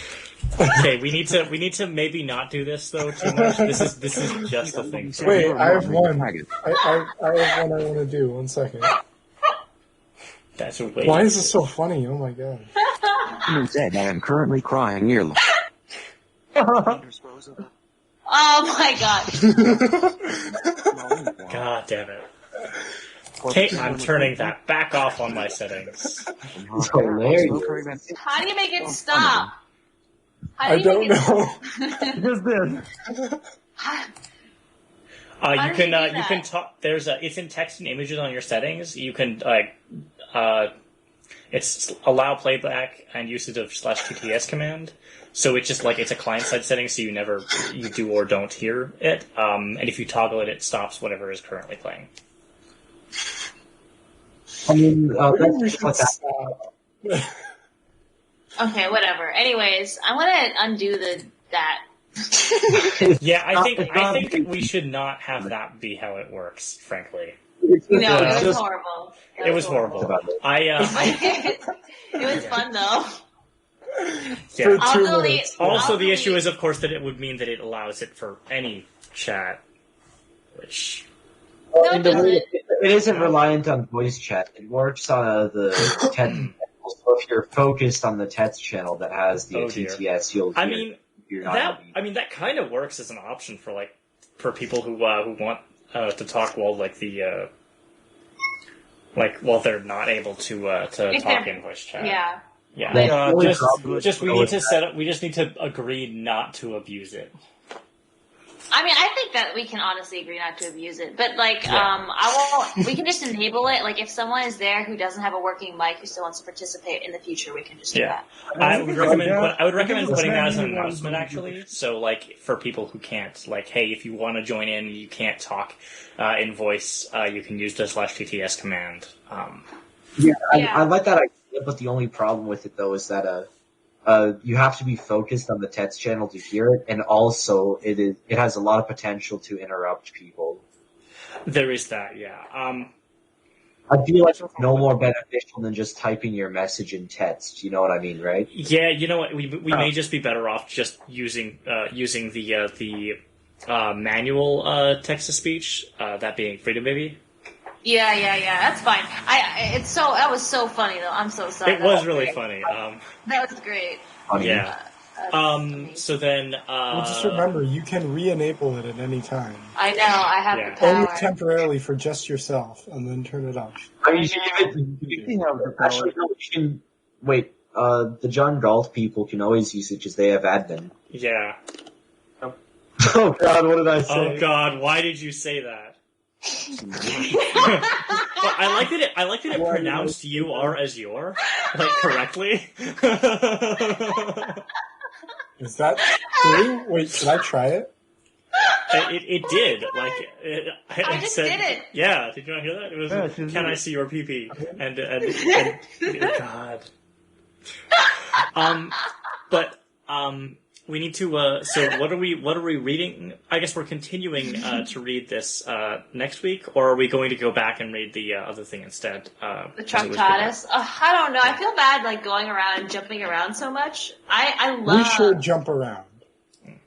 That's fun. Yeah. I don't hate jumping around. All right. I need to go for a minute. I'll still be recording, but yeah. We should. But for the record, we should discuss timing for next week. Okay, well, we want to wait till you're back. Okay, whatever. Alright, so, let's go. anybody, That was fun. Yeah, that was really fun. This is good. Okay, so, opinions about reading Tractatus or reading more investigations? Well, as somebody who has not read either fully, I would go with whatever the people that have think. I have only read the investigations. I've read So- Tractatus, and Wittgenstein actually changes his mind on a lot of stuff. Oh, he does a 180. He does a fucking 180. Which is the sign of a really good philosopher. Yes! That they actually change their fucking mind ever. Yes! Yeah. Heck yes! Huh, Oh it's my like God. you've You know thought what? about this and you like think of something different about it instead of just, these were my thoughts before and now my thoughts are exactly the same. 30. Wait a minute. Yeah. That sucks. Yeah, any philosopher who thinks they're right and they never change their mind, either they've somehow been right the whole time or they're fucking stupid. Well, I mean, there's plenty of philosophers that have relatively consistent ideology that are good and make sense. Yeah. But realistically, that either means that they didn't, that they aren't very good at questioning themselves, or that they haven't been writing the whole time they've been doing philosophy. Perhaps. That I mean, second you one could is do the very charitable possible. interpretation and say life experiences just change. But Well, in it a lot of doesn't. I cases- think it doesn't matter. Wittgenstein is fucking awesome. Yes. So, Riemann, you've read Tractatus. What do you think? Do you think we should read it first or continue going through? I think that although he does change his mind on a lot in Tractatus introduces a lot of concepts that are built upon in philosophical investigations and such. I do believe Tractatus is an important read. Okay, let's read Also, Tractatus. Tractatus then is we get to see sort of Wittgenstein's The evolution. the I would evolution. actually like to mention that, like, a couple of weeks ago when we were talking about this, I did actually initially want to go for Tractatus to the philosophical investigations, but then I went with the majority. Yeah. Well, you shouldn't I have just said gone that with the too. majority then. I thought I You said big I wanted to dumb. do Tractatus too. I thought I said that too. I said it too. I don't think I was No, I involved said, in I said that I would be explaining. okay with I was gone. anything, but now I'm kind of on the Tractatus side. Okay, whatever. It doesn't matter. It doesn't matter who's What was this the that I win. said? I mean, we can always listen to the recording. I did. Can anybody access it? I don't know. Where did you put it? I put it in the same place as discussion log. I mean, I feel like it never like fully loaded, but you can. download it. I readingclub.org? tested it. No, that I can check. I can. You can download it though, even though it isn't processed. I don't know what the fuck is going on. What do you mean isn't? Like, Yeah, Google doesn't think it's processed, but I think that just means that you can't play it from Google Drive. Oh. It also thinks it's a video, so no wonder it's still Yeah. trying to process it. It thinks it's a fucking video file. Yeah. Wait, can you download it? I'm trying right now. Me too. I remember not being able to make a shareable link until it fully processed. Well, I don't think that's valid because it is I in just fact a made a shareable shareable link. link. Okay, Yeah. my Google just hates me then. Freedom, how large is it? Because it's currently trying to figure out how large it is. It's 200 It's a- megabytes. It's Okay, It's cool. not. Yeah. It's a reasonable size. Yeah, I mean, it just finished downloading. I can try playing Can it. you It won't play even end up. it? Try playing it. It won't end up in the recording because I have my shit set up right. Yeah. Shut up. You. I didn't look. I don't know anything about how you've got yours set up. I'm just saying that I've got mine set up right. No shade. Well, I just have it. No, I just have it. So literally, the output okay. of sound from my computer is going through analog to be an input. to Yeah, my, the recording sounds like it interface. works. Oh, nice. Awesome. So like I'm going from digital to analog back to digital. It's super janky, but it works, so whatever. Fair. So like, but it gets like all of my computer sound. It doesn't just get like from a specific application. It takes some doing to get it to not just Yeah. take all of your computer sound. Yeah, I mean, I know you had that program that you told me about. I forget what it was called. But you had to... Virtual audio cable. Yeah, that was it. Yeah, but it's like, you have to pay for it, and I was like, like this is fine. I don't feel the need to get that. That makes sense. Just try it and it works. I mean, yeah, yep, it works fine. The that one works. So it's just Raymond who's bad. Fuck you, Raymond. No. Just kidding. Raymond, you were a great debate partner this time. I value you as a person. But only because you're a great debate partner. So we're going to I thought the you were being serious when you said that. My bad. You thought what? Sorry? You were being serious when you said fuck you. My bad. Oh, I mean, I was joking, but also I mean it. I'm upset too that it doesn't work. Yeah. Like, I don't hate you because of it, but I am really annoyed that I can't, listen to that meeting. It's okay. It's okay. I've always confused. Are you, like, away from your mic or something? Like, you're really hard to understand right now. Yeah. Like there's Who no is? trouble or something. Raymond. Oh. I don't know. I've kind of leaned back in my chair a bit. It's fine now. Just a bit earlier, it was like, I don't know what the fuck you're saying. Okay, so No worries. anyways, we're gonna read the Tractatus, right? Alright. How long is that? Oh, we're not gonna read the whole thing in one go. Okay. No, I don't think. So I have it's 120 pages in this PDF that I just found. According to Google, it's 75 pages. So I guess its pages are smaller. I don't mean, know. larger. This is what I found. Ooh. I don't like this PDF that I found. I just sent it, but I don't like it. Alright. Oh no, I like it. Oh yeah, mine's longer. I forgot. This is a good one. Yeah, Okay. yeah, because it has like 3 different editions. Or it has a German and then 2 different translations. Oh, cool. So we're doing the Tractatus. We're still doing 2 p.m. tomorrow. I mean, next week. Yeah, tomorrow. 2 p.m. tomorrow, guys. Get it read. Yeah. So, I don't know how far we should read. I mean, definitely read the preface. Oh, we should read the introduction by Bertrand Russell as well, honestly. Oh, I love Russell. I fucking love Russell. Well, yeah, remember that thing I said about anything that can be said earlier on about Wittgenstein? Mm-hmm. Yeah. The reason why I thought of that was because it was from a Tractatus. Although I believe Wittgenstein actually covered the inverse of what I said. Okay, so I'm trying to think how much we should read of this because, since it is only a single column, each page is a third of a page, do we want to go do half of it? Just read half of it? The first half of the Tractatus for next week? Well, I mean, with how Wittgenstein writes, he separates based on sections, you know? Yeah, I actually really like that. Wittgenstein's writing style. It's so much better than shit like Hegel. Do we want to go up through, so Riemann, you're the expert. Where should we read to? It's like the philosopher who cares a lot about language is not shit at writing. Yeah. Yeah. I almost feel we could go up through, I'm guessing, because the way it's structured, there's 1.1, 0.2, whatever, up through, so read up through 4.53, so that's where, up through 4, all of 4, and then Because stop there. 5 and 6 are pretty wacky, so I feel like it would be nice to do 1 through 4. Okay. Yeah. So we can read 1 through 4. Alright. Okay. Good. Plus, Alright. I'm pretty sure 1 through 4 is the same as 5 and 6 lengthwise. Alright. Yeah, it looks similar, yeah. Okay, so then, And reading schedule. Okay, let me. I think that's everything decided then.